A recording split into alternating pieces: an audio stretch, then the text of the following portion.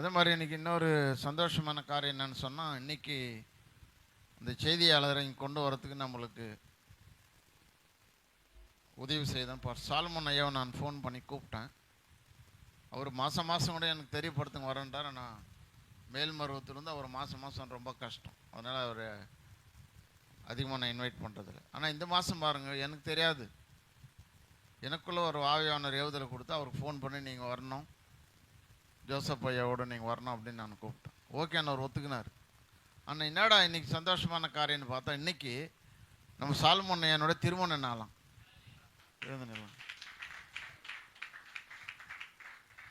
அது அவர் இங்கே வர்ற வரைக்கும் எனக்கு தெரியாது.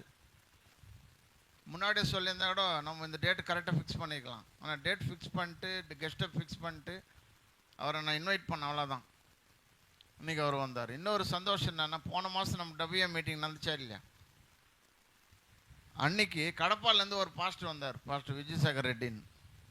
இல்லை, எனக்கு தெரியாது. அன்றைக்கி அவருடைய மேரேஜ் டேவும், மேரேஜ் டே கூட அங்கே செலிப்ரேட் பண்ணோம். ஃபேமிலி விட்டு இங்கே வந்துட்டார். நம்ம மீட்டிங் முடிச்சோடனே அவரை நாங்கள் என்ன பண்ணோம், நானும் செக்ரட்டரியும் அவரை போய் தனியாக ரூமில் பார்த்து அவருக்கு கிஃப்ட் ட்ரெஸ் எல்லாம் வாங்கி கொடுத்து அவரை கனப்படுத்தி మళ్ళీ పంపించినాం.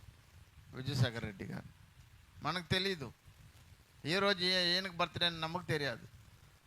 ஆனால் இங்கே இப்போது ப்ரோக்ராம் வாரிக்கும் போது தான் சொல்கிறார், ஐயா இன்றைக்கி எனக்கு திருமண நாள்ன்றார். முன்னாடியே சொல்லியிருந்தாலும் கேக் ஆனால் கட் பண்ணியிருக்கலாம். அவர் சொல்லாததுனால கேக்கே கட் ஆகி போச்சு இப்போ. அதனால் நம்ம ஃபெலோஷிப்புக்கு அருமையான கெஸ்ட்டுங்கள்லாம் சென்னையிலேருந்து அவர் பிரயாசப்பட்டு அவங்கள கூட கூட்டின்னு வந்து இங்கே நம்மளை கோஆப்ரேட் பண்ணதுனால நம்முடைய ஃபெலோஷிப் சார்பாக இந்த திருமண நாளையில் அவரை நம்ம எல்லாரும் கரங்களை தட்டி வரவேற்று கனப்படுத்து.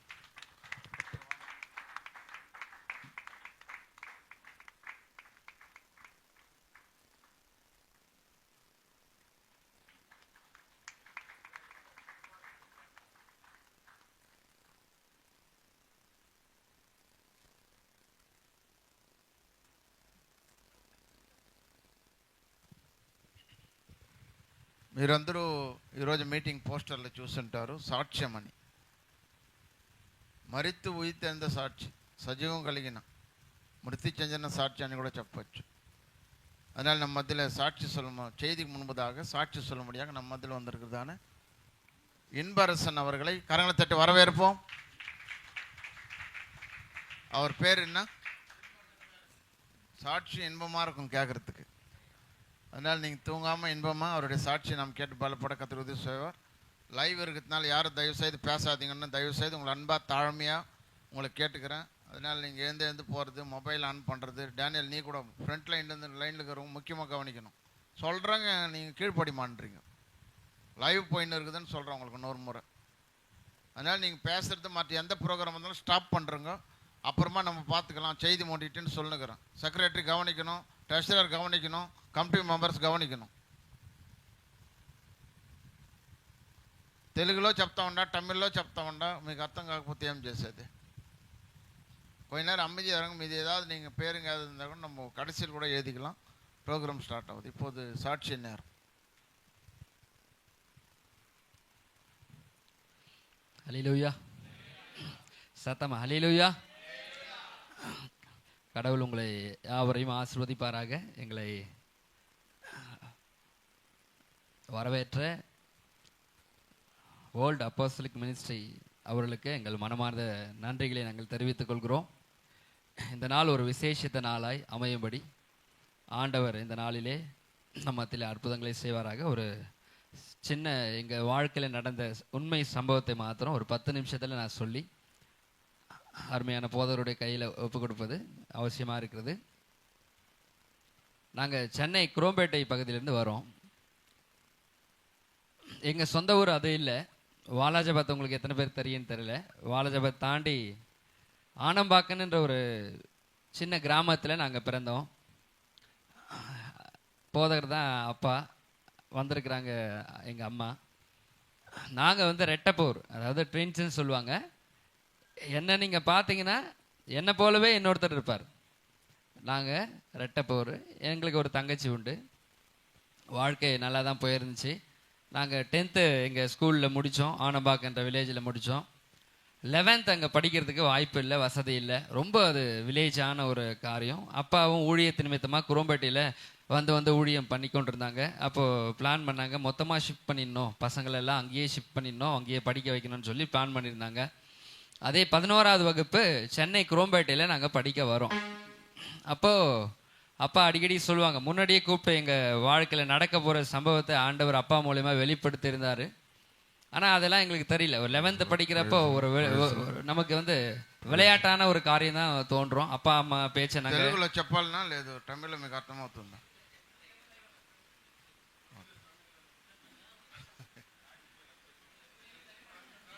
జీవరత్న గారు వచ్చి తెలుగులో చెప్తారు.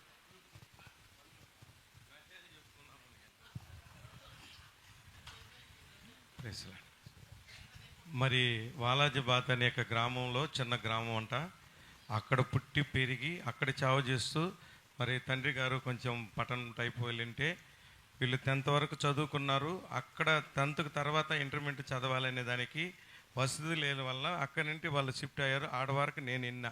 చెప్పండి.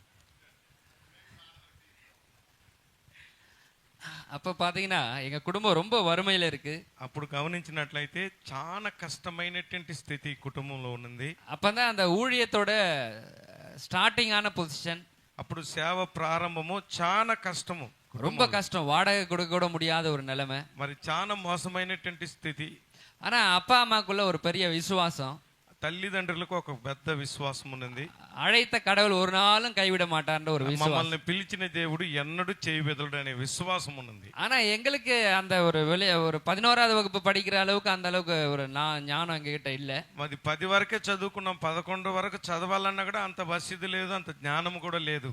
எங்களுக்கு என்ன ஆசைனா எல்லாம் லீவ் விட்டா போய் விளையாடணும், எல்லாம் சுத்தணும், அதுதான் எங்களோட மைண்ட் செட். మరి లీవ్ వదిలితే ఆడుకోవాలి, అలాంటి మైండ్ సెట్ ఉన్నది. కానీ 2008வது வருஷம் 2008 సంవత్సరం ஆகஸ்ட் மாசம் ఆగస్టు నెల 4వ தேதியில 4వ తేదీ ஒரு லீவ் விடுறாங்க.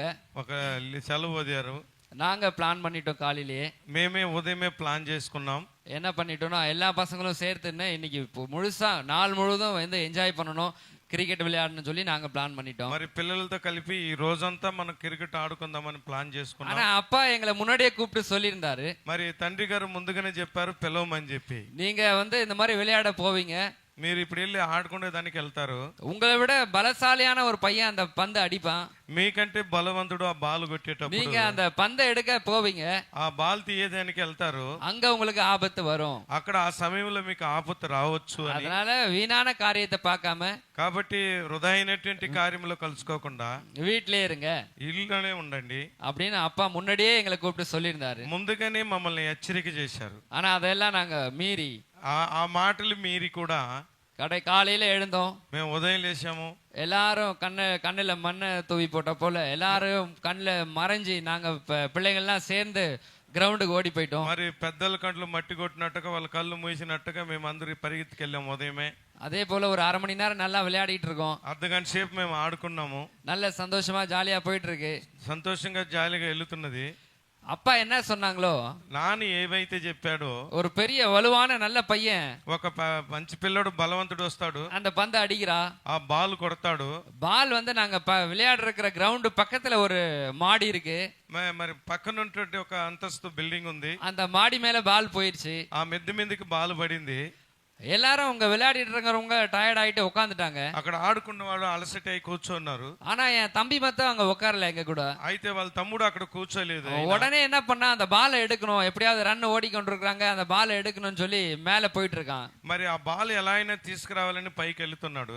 யாருக்கும் தெரியல, ఎవరికి తెలియదు. பார்த்தா தம்பி மேல நிக்கிறான், చూస్తే తమ్ముడు పైన ఉన్నాడు. ஆனா இப்ப நடக்கிற காரியம் என்னன்னா, అక్కడ జరుగుతున్న కార్యం ఏంటంటే சுத்தி முத்தி எல்லாம் பால் இருக்குதான்னு தேடி பாத்துட்டாங்க. మరి అందరూ కూడా కింద వెతుకుతున్నారు. பால் அங்க காணோம், బాల్ అయితే కనబడలేదు. பால் அங்க இல்லன்னு சொல்லி எழுந்துக்கும் பொழுது అక్కడ బాల్ లేదని లేచేటప్పుడు அந்த பில்டிங்ல பாத்தீங்கன்னா அது வந்து ஒரு பொது கழிப்பிடம்னு சொல்லுவாங்க, பப்ளிக் டாய்லெட்.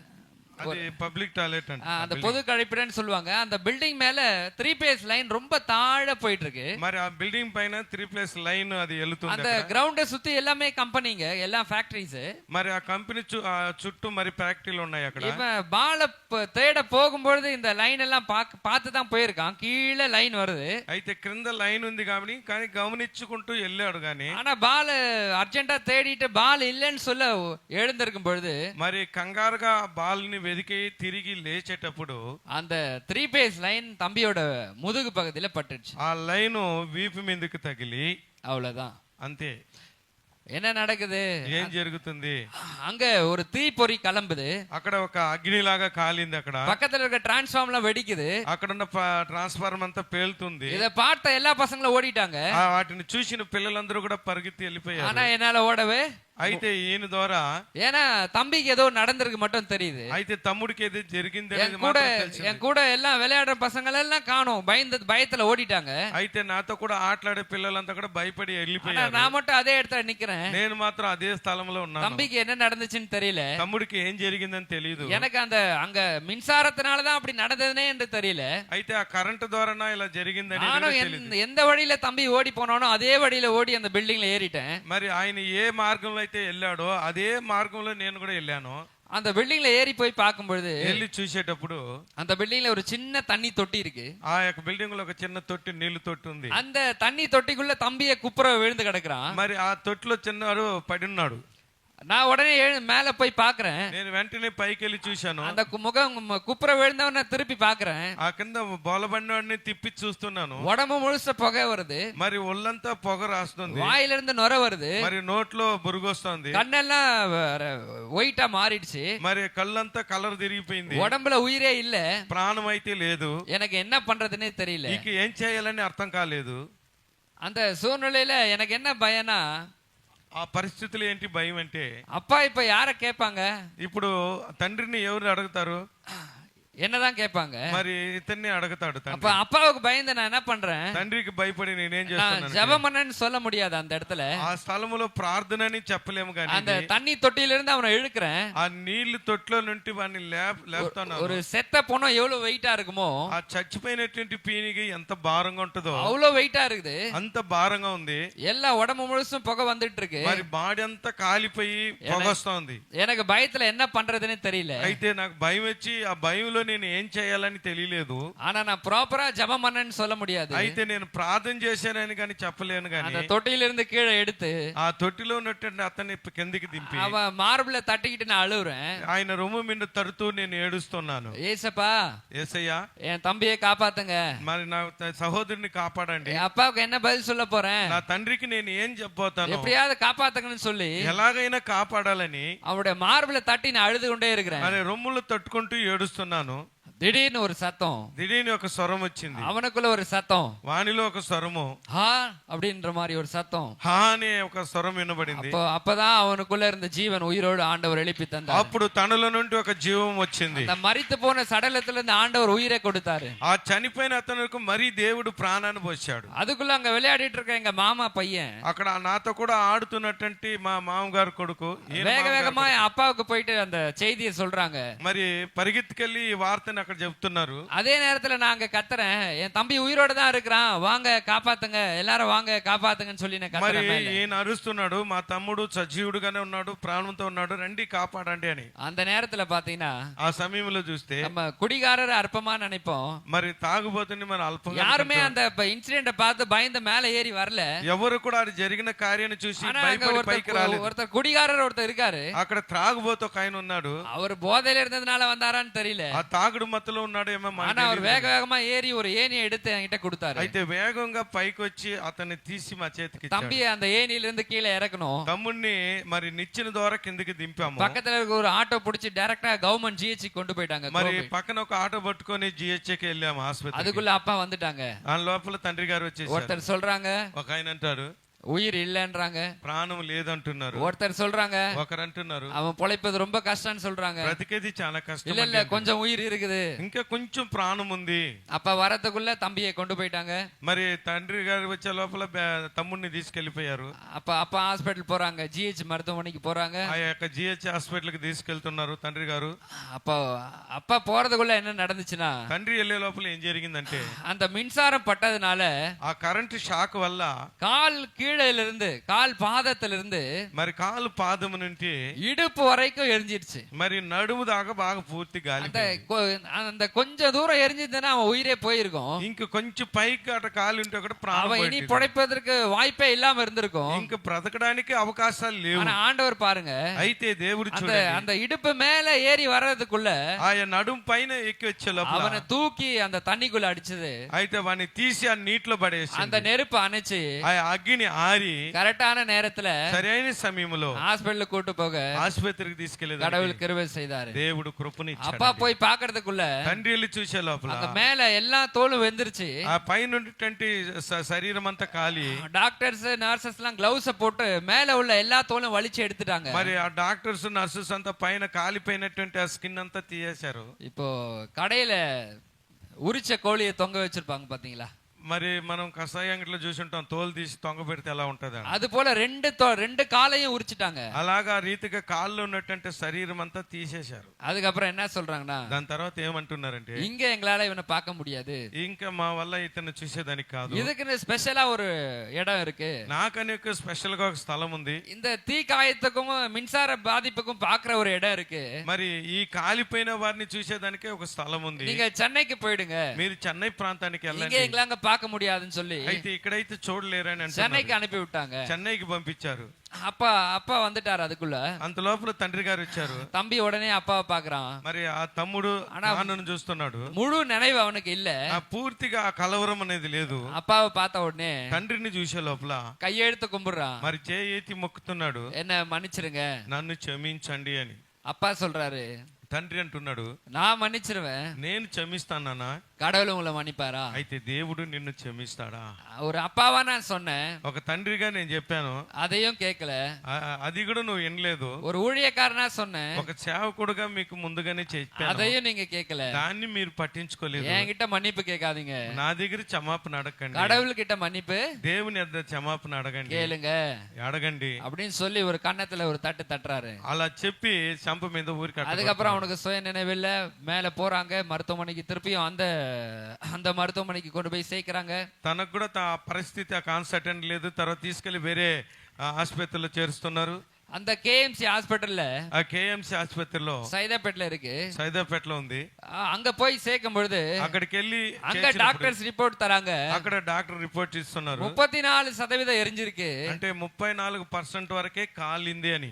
மின்சாரம் பாய்ஞ்சிருக்கு, అంటే కరెంటు ఒళ్ళంతా ఆ షాక్ వల్ల. இவனை காப்பாத்தோன்னு எங்களால கேரண்டி பண்ண முடியாது. అయితే ఇతన్ని కాపాడాలంటే మేము అంత గ్యారెంటీ ఇవ్వలేము. அதனால முதல்ல நீங்க சைனை போட்டுருங்க, இந்த ஃபார்ம்ல சைனை போட்டுருங்க. దేనికైనా మంచిదని ముందుగానే వాళ్ళకు సంతం తీసుకుంటారు. எப்போனாலும் இவன் இறந்து போக வாய்ப்பு இருக்கு, ఎప్పుడైనా చనిపోయే అవకాశం ఉంది కాబట్టి దీంట్లో సంతకాలు పెట్టండి అని அப்படி அங்க அப்பா கிட்ட சொல்றாங்க. అలా తండ్రి దగ్గర అంటున్నారు. ஆனா பாத்தீங்கன்னா అలా చూస్తే அப்பா கிட்ட ஒரு பைசா கூட இல்ல. తండ్రి దగ్గర డబ్బులు అయితే లేదు. நான் முன்னாடியே சொன்ன வாடகை கொடுக்க கூட ஒரு வழி இல்ல. ముందుగానే చెప్పాను దేనికి నా దగ్గర డబ్బులు లేదని. அந்த వాடகை கொடுக்க கூடாத நிலைமையில நாங்க இருந்தோம். வாடகை ரெண்ட் రెంట్ అద్దెంచడానికి కూడా డబ్బులు లేవు అనమాట. ஏன்னா அதை கூட அம்மாவை வந்து வேலைக்கு அனுப்பிச்சுதான் ஒரு இதே ஊழியக்காரோட குடும்பத்துக்கு வீட்டு வேலைக்கு அனுப்பிச்சுதான் அந்த வாடகை கட்ட ஆண்டவரங்களே. మరి అమ్మగారిని కూడా ఇంటి పనికి పంపించి దాంట్లో వచ్చి సంపాదనని ఇల్లు అద్దె కట్టుకుంటున్నాం. அப்போ அப்பா சொல்றாங்க, తండ్రి అంటున్నారు, நான் எப்படி என் பிள்ளைய காப்பாத்த போறேன், నేను ఎట్లా నా బిడ్డను నీ కాపాడ, யார் எனக்கு ఇங்க இருக்கா, ఎవరు నాకు ఇక్కడ ఉన్నారు, எனக்கு யார் సపోర్ట్ பண்ண పోறா, నాకు ఎవరు సపోర్ట్ చేస్తారు. அந்த ஒரு நிலைமையில ஹாஸ்பிடல்ல இருக்கும். అలాంటి పరిస్థితుల్లో ఆసుపత్రిలో ఉన్నాము. அங்க ஹாஸ்பிடல்ல 12 நாள் தான் இருந்தோம். ఆ ఆసుపత్రిలో 12 రోజులు మాత్రమే అక్కడ அப்ப ఉన్నాము. அந்த அங்க ஹால்ல நடக்கும் டெய்லி காலையில ஊசி இன்ஜெக்ஷன் போட்டுட்டே இருப்பாங்க. మరి రోజు ఉదయం గమనిస్తే హాల్లో ఇంజెక్షన్లు వేసుకుంటూ அந்த ఉంటారు. இன்ஜெக்ஷன் போட்டுட்டு போறதுக்குள்ள ஒரு 5 நிமிஷத்துக்கு ஒரு முறை டெத் ஆகும், பக்கத்துல டெத் ஆகும். మరి 5 నిమిషాలు ఒకసారి ఒక మరణం ఎవదో ఒకరు நல்லா தான் చనిపోతారు. பேசிக்கிட்டு இருப்பாங்க. బాగానే మాట్లాడుతుంటారు. அந்த இன்ஜெக்ஷன் போட்டு போன உடனே ఆ ఇంజెక్షన్ వేసిన వెంటనే இல்ல செத்து போயிடுவாங்கன்னு சொல்லுவாங்க. అంటే చనిపోతూ ఉంటారని. அப்ப என்ன சொல்லுவாங்க, நர்ஸ் எல்லாம் இன்ஜெக்ஷன் போட்டு கொன்னுட்டாங்கன்னு சொல்லுவாங்க. అప్పుడు నర్సులు ఇంజెక్షన్ వేశారు, చంపేశారని అంటారు. அதனால எங்க தம்பிக்கும் பயம், కాబట్టి తమ్ముడికి భయం, அப்பா అమ్మాவுக்கும் பயம். మరి అమ్మ నాన్నకు కూడా భయం వచ్చింది. ஆனா வேதம் சொல்லுது, అయితే బైబిల్ అంటున్నది இருளுக்கும் வெளிச்சத்துக்கும் మరి చీకటికి వెలుగుకు வித்தியாசம் உண்டு. వ్యత్యాసం ఉంటుంది. தேவன் அறிஞ்ச ஜனத்துக்கும் దేవుని గ్రహించిన వాటికి, தேவன் அறியாத ஜனத்துக்கும் దేవుని తెలియనటువంటి ஒரு జనానికి வித்தியாசம் உண்டு. వ్యత్యాసం ఉంది. அப்ப தம்பி சொல்லுவான், తమ్ముడు అంటాడు, நம்ம ஒரு இருட்டான பாதையில போய்க்கொண்டே இருக்கோம், చీకటి మార్గంలో వెళుతున్నాము, ஆனா நமக்கு முன்னாடி ஒரு வெளிச்சம் மட்டும் போய்க்கொண்டே இருக்குது. అయితే మనకు ఎదుటగా ఒక వెలుగు వెళుతుంది అటని. அப்படி சொல்லுவான். திடீர்னு சுய நினைவு இருக்காது. అయితే అలా చెప్తాడు గాని వానికి அந்த ஹாஸ்பிட்டல் 5 நாள் அவனுக்கு சுய நினைவு இல்லாம தான் இருந்துச்சு. మరి 5 రోజులు ఆ యొక్క మనిషి స్థితి ఆయనకు లేదు అన్నమాట. 12 நாள் மட்டும் அந்த ஹாஸ்பிட்டல்ல இருந்தான். 12 రోజులు మాత్రమే ఆసుపత్రిలో ఉన్నాడు. மருத்துவர்கள் சில ட்ரீட்மெண்ட் எல்லாம் செஞ்சாங்க. అక్కడ వైద్యులు కొన్ని ట్రీట్మెంట్లు చేశారు. தம்பி உயிரோட கிடைச்சிட்டான். అయితే ప్రాణంతో దొరికాడే తప్ప, ஆனா சொல்றாங்க டாக்டர், అయితే డాక్టర్లు అంటారు அவன் மின்சாரம் பாஞ்சதுனால మరి కరెంట్ షాక్ వల్ల அவனால எழுந்து நடக்க முடியுமான்னு தெரியாது, మరి లేచి నడుస్తాడో లేదో తెలియదు, எழுந்து நிற்க முடியுமான்னு தெரியாது, లేచి నిలబడతాడో లేదో కానీ அதனால நீங்க கூட்டு போறதா போயிடுங்கன்னு சொல்லிட்டாங்க. అయితే మీరు తీసుకుపోయేట్టుకుంటే తీసుకెళ్ళిపోండి அந்த అన్నారు. 12 நாள் கழிச்சு நாங்க வீட்டுக்கு வரோம். ఆ 12 రోజులు అయిన తర్వాత మేము ఇంటికి వస్తాము. இங்க 10க்கு 10 இந்த இடம் தான் சர்ச்சு, இந்த இடம் தான் வீடு. ஞாயிற்றுக்கிழமையானா இந்த இடம் சர்ச்சா இருக்கும், மத்த நாள்ல வீடா இருக்கும். మరి 10కి 10 అన్నమాట ఉన్న స్థలము.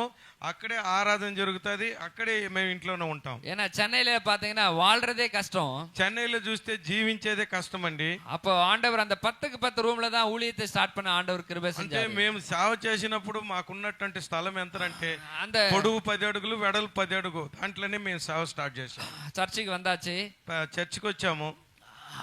நாட்கள் கடக்குது, కాలాలు గడిచిపోతున్నాయి. 1 மாசம் ஆகுது, నెల అయింది, 1.5 மாசம் ஆகுது. 1.5 నెల అయింది. அப்ப அப்பா தம்பியை பார்த்து சொல்றாரு, అప్పుడు తండ్రి గారు తమ్ముడిని చూడమంటున్నారు. அப்பா நீ இப்படியே உட்கார்ந்துதான் எப்படி, నువ్వు ఇలా కూర్చోంటే ఎట్లా, நீ தான் நடக்க ட்ரை பண்ணணும், నీవు నడవడానికి ప్రయత్నించాల నాన్న, நீ ஏதாவது எஃபோர்ட் எடுத்து நடக்க ட்ரை பண்ணு, నువ్వు నడిచేదానికి ట్రై చేయి అంటున్నాడు. அப்படின்னு சொன்னபோது అలా చెప్పేటప్పుడు தம்பி எழுந்து நிக்கிறான். తమ్ముడు లేచి నిలబడుతున్నాడు. எழுந்து நின்ன உடனே లేచి నిలిచిన వెంటనే நான் ஏற்கனவே சொன்ன அந்த இடுப்பு பகுதி கீழே தோல் எல்லாம் ஒட்டியிருந்தாங்க, தோல் மாதிரி ஒரு டிராஃப்ட் ஒட்டியிருந்தாங்க.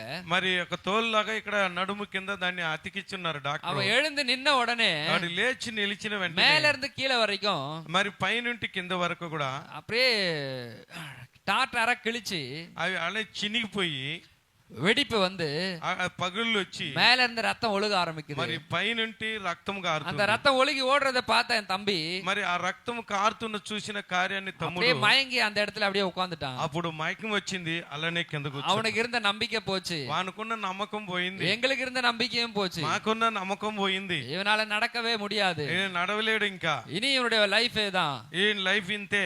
அப்பா கூப்பிட்டு என்ன சொல்றாங்க, మరి తండ్రి పిలిచి చెప్తున్నాడు, தம்பியால நடக்க முடியுமான்னு தெரியாது, ఇంక తమ్ముని ద్వారా నడిచేదానికి అవుతుందా அவனால లేదా? பெரிய வேலையும் செய்ய முடியாது. మరి పెద్ద పని ఇంక తమ్ముడు நீ చేయలేడు. படிச்சு நீ வேலைக்கு போயிட்டு నీవు పనికి వెళ్ళి உன் தம்பியை எப்படியாவது காப்பாத்து నీ తమ్ముడిని ఎలాగైనా కాపాడాలని அப்படின்னு அப்பா சொல்றாரு. మరి తండ్రి గారు నాతో అంటున్నాడు. ஒரு நாள் சண்டே வந்துச்சு, ఒక రోజు ఆదివారం వచ్చింది. சண்டேல அந்த 10க்கு 10 ரூம்ல ஆராதனை நடக்குது. మరి ఆ 10కి 10 చిన్న స్థలంలో ఆరాధన జరుగుతుంది. தம்பியோட காதுல ஒரு சத்தம் வருது, మరి తమ్ముని యొక్క చెవులో ఒక స్వరం వినబడుతుంది, எழுந்து நட, లేచి எழுந்து నడు, நட, లేచి నడు, எழுந்து நட. లేచి నడు. அவன் கண்ணை திறந்து பார்க்கும்பொழுது మరి కళ్ళు తెరిచి చూసేటప్పుడు யாருமே இல்ல, எல்லாரும் ஆராதனை பண்ணிட்டு இருக்காங்க. మరి ఎవరు లేరు. అక్కడ చూస్తే ఆరాధన చేస్తున్నారు. அவனுக்குள்ள ஒரு சத்தம் கேட்டுட்டே இருக்கு, వానిలో ఒక స్వరం వినబడుతుంది, எழுந்து நட. లేచి నడు. எழுந்து நிக்கும் பொழுது பாத்தீங்கன்னா లేచి నిలబడేటప్పుడు ஒரு చూస్తే பிசாசு பிடித்த ஒரு அம்மா அவன் காலு கீழ தொப்புன்னு விடுறாங்க. మరి ఒక దయ్యం పట్టుకున్నటువంటి వ్యక్తి కాళ్ళ కింద పడి ఉన్నారు. அதை பார்த்து பயந்துட்டு அவன் அன்னைக்கு எழுந்துக்கவே இல்ல.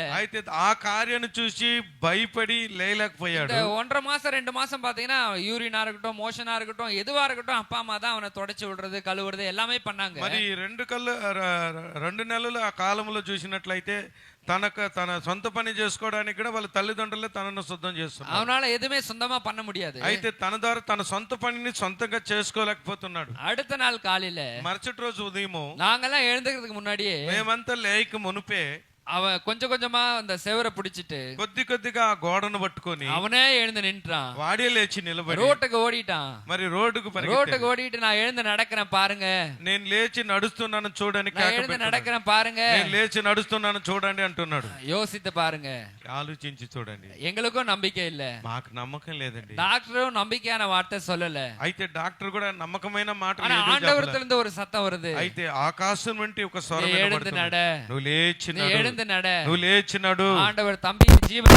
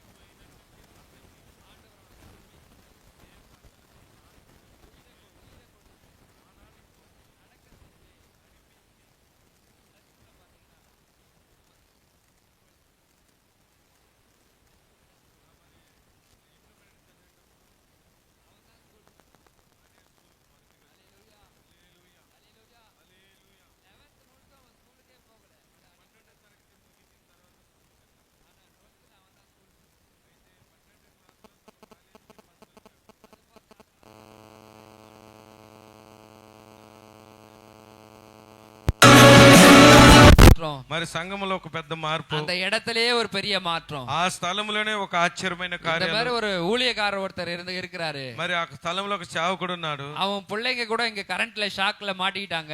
మరి వాని పిల్లలు కూడా ఈ కరెంట్ లో ఇక్కడ ஆனா அவங்க ஆண்டவர் எப்படியோ அவங்கள காப்பாத்திட்டாரு. మరి వాళ్ళని నమ్ముకున్న దేవుడు ఎలాగైనా వాళ్ళని அந்த కాపాడాడు. சாட்சி அந்த சுற்று வட்டார பகுதி எல்லாருக்கும் போய் சேர்ந்தது. మరి ఆ సాక్షి చుట్టుపక్కల ప్రాంతాల్లో అందరికీ అందింది. நான் சொன்னேன், ஏற்கனவே உங்களுக்கு சொன்னேன், మరి ముందుగానే మాట చెప్పాను. வாடகை கூட கொடுக்க முடியாத நிலைமை, బాడుగు కూడా కట్టుకోలేని స్థితిలో ఉన్నాము. இப்ப நாங்க 12th முடிச்சிட்டோம். ఇప్పుడు 12వ క్లాస్ ముగించుకున్నాం.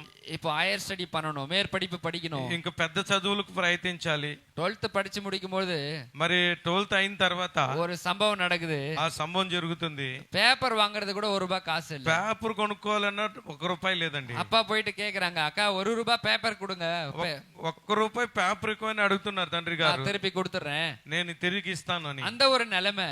అలాంటి పరిస్థితి. 12th நல்ல மார்க் இருக்கு. మరి 12th లో మంచి మార్కు తెచ్చుకున్నాము. அப்பாவுக்கு யோசனை, எங்க போய் என் பிள்ளைங்களை நான் படிக்க வைக்க போறேன். అయితే తండ్రి గారికి ఒక ఆలోచన, నా బిడ్డల్ని ఏ కాలేజీలో ఇంకా ఏ చదువు చదివిపించాలని. நான் சுருக்கமா முடிக்கிறேன்.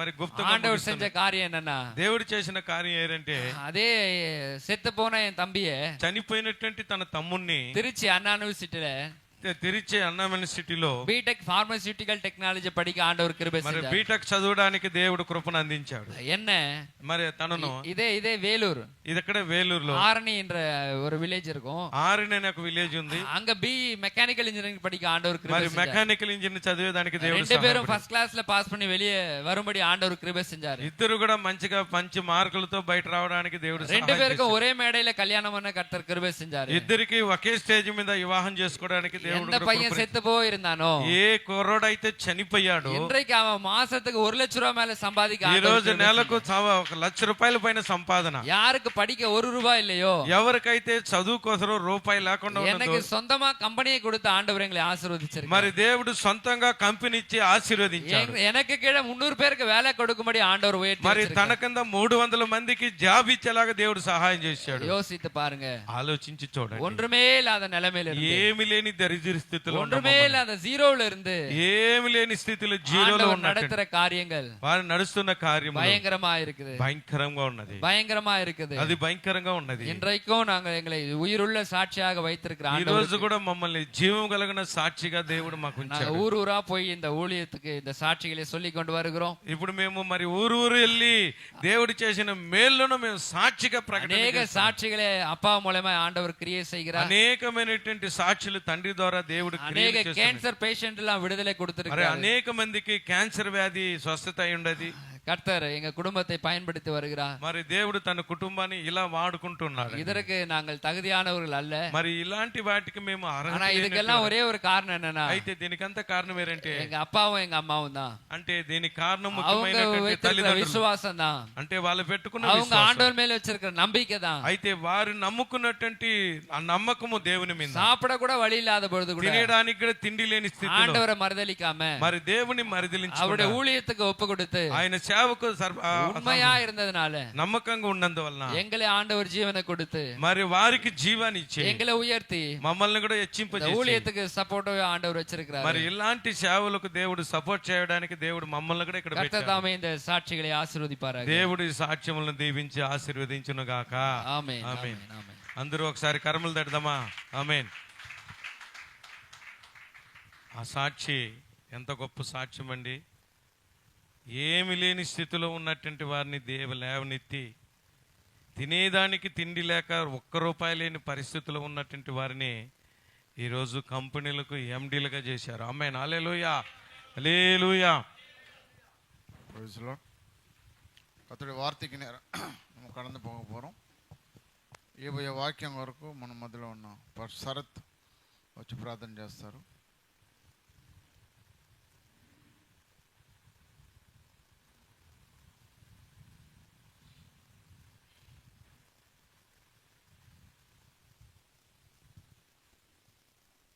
ప్రార్థన చేసుకుందాం.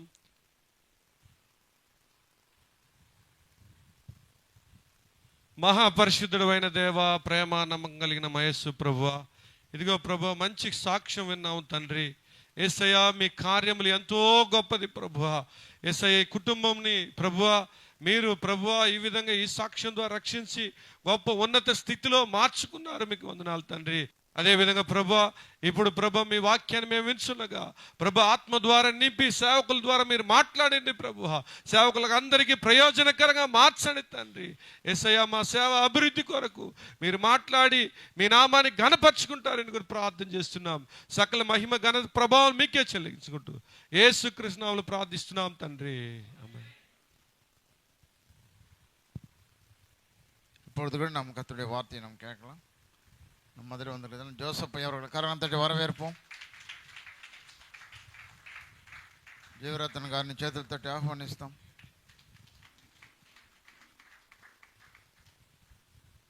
పోయిన నెల ఆయనకు రెస్ట్ ఇచ్చినాను. నేను ట్రాన్స్లేట్ చేసిన. ఈ నెల నాకు రెస్ట్ ఇచ్చి ఆయన ట్రాన్స్లేట్ చేస్తారు.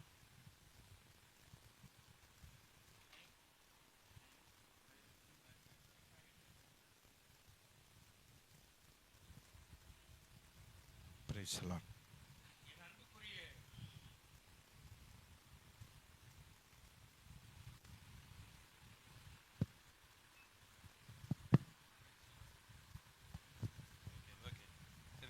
Praise the Lord. Hallelujah.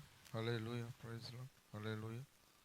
Hallelujah. Praise the Lord Jesus. Thank you. Mic check. என் அன்புக்குரிய தேவதாசர்களே, தேவனுக்காக போர் வீரர்களாக நிற்கிற தேவாதி தேவனுக்கு எப்போதும் பயந்து அவருடைய பணிகளை செய்து கொண்டிருக்கிற பரிசுத்தவான்களே, మరి దేవుని పని చేస్తున్నటువంటి పరిశుద్ధమైనటువంటి దేవుని సేవకులారా, ஆண்டவராகிய இயேசு கிறிஸ்து எப்பொழுதும் உங்களோடு கூட இருந்து உங்களை வழி நடத்துவாராக. ప్రభు అయిన యేసుక్రీస్తు ఎల్లప్పుడూ మీతో కూడా ఉండి దేవుడు మీకు కూడా కార్యములు చేయును గాక. கர்த்தர் நல்லவர். దేవుడు చాలా గొప్ప దేవుడు. அல்லேலூயா, హల్లెలూయా, அல்லேலூயா. హల్లెలూయా. అందరూ చెప్తాం. யாரும் தூங்காதீங்க, ఎవరు నిద్రపోకండి, கொஞ்சம் உற்சாகமா இருங்க. ఉత్సాహంతో ఉండండి. ஏன்னா எங்க போனாலும் இயேசு இங்கே இருக்கிறார் என்பதை நான் காட்டுவேன். మరి యేసయ్య ఇక్కడ ఉన్నాడని నేను చూపిస్తాను. நான் இயேசு உயிரோடு இருக்கிறார். నేను నమ్ముకున్న యేసు సజీవుడుగా ఉన్నాడు. இங்கே வந்து இருக்கிறார். మరి ఇక్కడ వచ్చి ఉన్నాడు. பார்க்க விரும்பினா என்ன வந்து பாருங்க, கேளுங்க, நான் காட்டி கொடுக்கிறேன். అయితే చూడాలంటే నన్ను చూడండి, నేను మీకు చూపిస్తాను. హల్లెలూయా, హల్లెలూయా.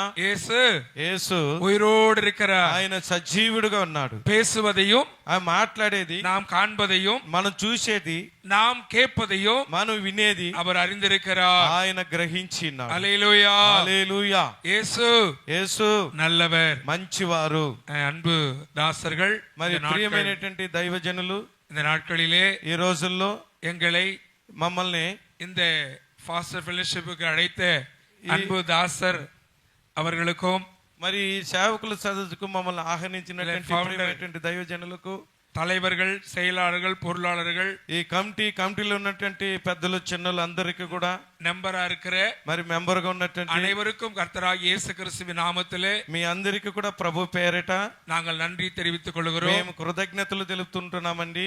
ஏன்னா நாங்க எங்கோ பிறந்தோம், మేము ఎక్కడో పుట్టాము, எங்கேயோ வளர்ந்தோம், ఎక్కడో పెరిగాము. ஆனா தேவன் అయితే దేవుడు உங்கள் முகத்தை பார்க்கும்படி మీ ముఖాలు చూడడానికి கர்த்தர் இங்கே கொண்டு வந்து దేవుడు మమ్మల్ని ఇక్కడికి உங்களோடு பேசும்படி, మీతో మాట్లాడమని, உங்களோடு உறவாடும்படி మీతో కలిసి ఉండలాగన கடவுள் அழைத்து வந்திருக்கிறார். మరి దేవుడు మమ్మల్ని కూడా మీ స్థలములోనికి దేవుడు తీసుకొచ్చాడు. அதற்காக நான் தேவனுக்கு நன்றி செலுத்துகிறேன். నిమిత్తం దేవునికి నేను స్తోత్రాలు கர்த்தர் நம்ம చెల్లిస్తున్నాను. யாவரையும் దేవుడు మన అందరినీ ஆசீர்வதிப்பாராக.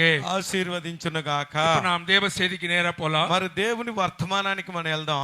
நம்முடைய ஆண்டவர் మన ప్రభు நம்மளோடு பேச விரும்புகிறார். అయితే మనతో మాట్లాడడానికి ఇష్టపడుతున్నాడు. நம்ம கூட வர விரும்புகிறார். మనతో కూడా రావడానికి ఇష్టపడుతున్నాడు. நீ என்ன சொல்றியோ, మీరు ఏం చెప్తారో, சொல்ல விரும்புறியோ, ఏం చెప్పాలని ఇష్టపడుతున్నారో, அவர் உன்னோடு இருந்து ஏவுகிற தேவனாக இருக்கிறார். నీతో కూడా ఉండి ప్రోత్సహించే దేవుడై ఉన్నాడు. ஏன்னா சாலமன் பாஸ்டர் என் கூட நிறைய பிரயாணம் பண்ணிருக்காங்க. మరి సాల్మోన్ పాస్టర్ గారు మాతో చాలా ప్రయాణంలో ఉన్నారు. அநேக நேரத்தில் நான் பல செய்திகளை கொடுத்திருக்கிறேன். అనేక స్థలాల్లో అనేకమైనటువంటి వర్తమానాలు నేను ఇచ్చాను. இப்ப இவங்க இருக்கிறாங்களே, ఇప్పుడు మన మధ్యలో ఉన్నారు. இவங்களை சொன்னதே சொல்றாரு அவங்க நினைப்பாங்களோ, అయితే చెప్పిందే చెప్తారని వారు అనుకుంటారో அப்படி நினைச்சேன். అనుకున్నాను. అలాగా பல செய்திகளை நான் எடுத்தேன். అనేక రకరకాలైనటువంటి వర్తమానాలు నేను తీసుకున్నాను. ஆனாலும் అయినా కూడా உங்களுக்கு இந்த செய்தி வேணும்.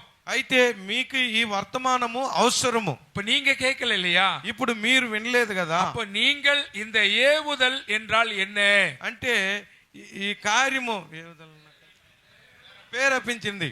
கடவுள், దేవుడు நம்மை మనల్ని ஏவுகிறார். అయితే పేరపిస్తున్నాడు. பல இடங்களிலே இது இருக்கிறது.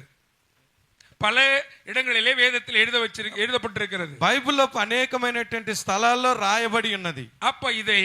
అప్పుడు ఇది யாரை ஏவினார், ఎవరి ద్వారా ప్రేరేపించారు, யாரை கொண்டு பேசினார், ఎవరి ద్వారా మాట్లాడారు, என்ன பேசினார், ఏమి మాట్లాడారు, அதை தான் நாம் பார்க்க போறோம். ఇప్పుడు వాటిని మనం చూడబోతాం. சில நேரங்களிலே కొన్ని సమయాల్లో தீர்க்க தரிசனம் சொல்றமே, అంటే ప్రవర్తన అనేది చెప్తాం కదా. அந்த தீர்க்க தரிசனமானது, ఆ ప్రవచనం అనేది எப்படி உருவாகிறது, అది ఎలా తయారవుతుంది, யாரை கொண்டு எப்படி பேசுகிறார்கள், అది ఎవరి ద్వారా అది మాట్లాడుతున్నారు, அந்த தீர்க்க தரிசனம், ఆ ప్రవర్తన, இந்த தீர்க்கதரிசிகளாகி உங்களுக்கு ஏன் கர்த்தர் பேசக்கூடாது? అయితే ఈ ప్రవర్తనైనటువంటి మీతో కూడా ఎందుకు దేవుడు మాట్లాడకూడదు? ஏன் இந்த நாளிலே நீங்கள் தீர்க்கதரிசியாக மாறக்கூடாது? ఎందుకు ఈ దినాల్లో మీరు కూడా ప్రవర్తనగా మారకూడదు? அவர் மாற்ற வல்லவர். అంటే ఆయన రోజుల్లో, ஆனா நாம மாறுவதற்கு வல்லவரா இருக்கிறோமா? అయితే మనం మారేదానికి శక్తి కలిగిన వారుగా ఉన్నామా? ஊழியம் என்பது, సేవ అనేది கிரி இருக்க வேண்டும். అది క్రియగా ఉండాలి.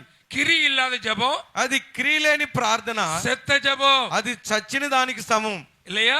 లేదా? அப்ப ஆண்டவர் అయితే ప్రభు இந்த பூமியில வந்த பொழுது ఈ భూమిపైకి వచ్చినప్పుడు கிரியை செய்தார். ఆయన క్రియల ద్వారా చూపించాడు.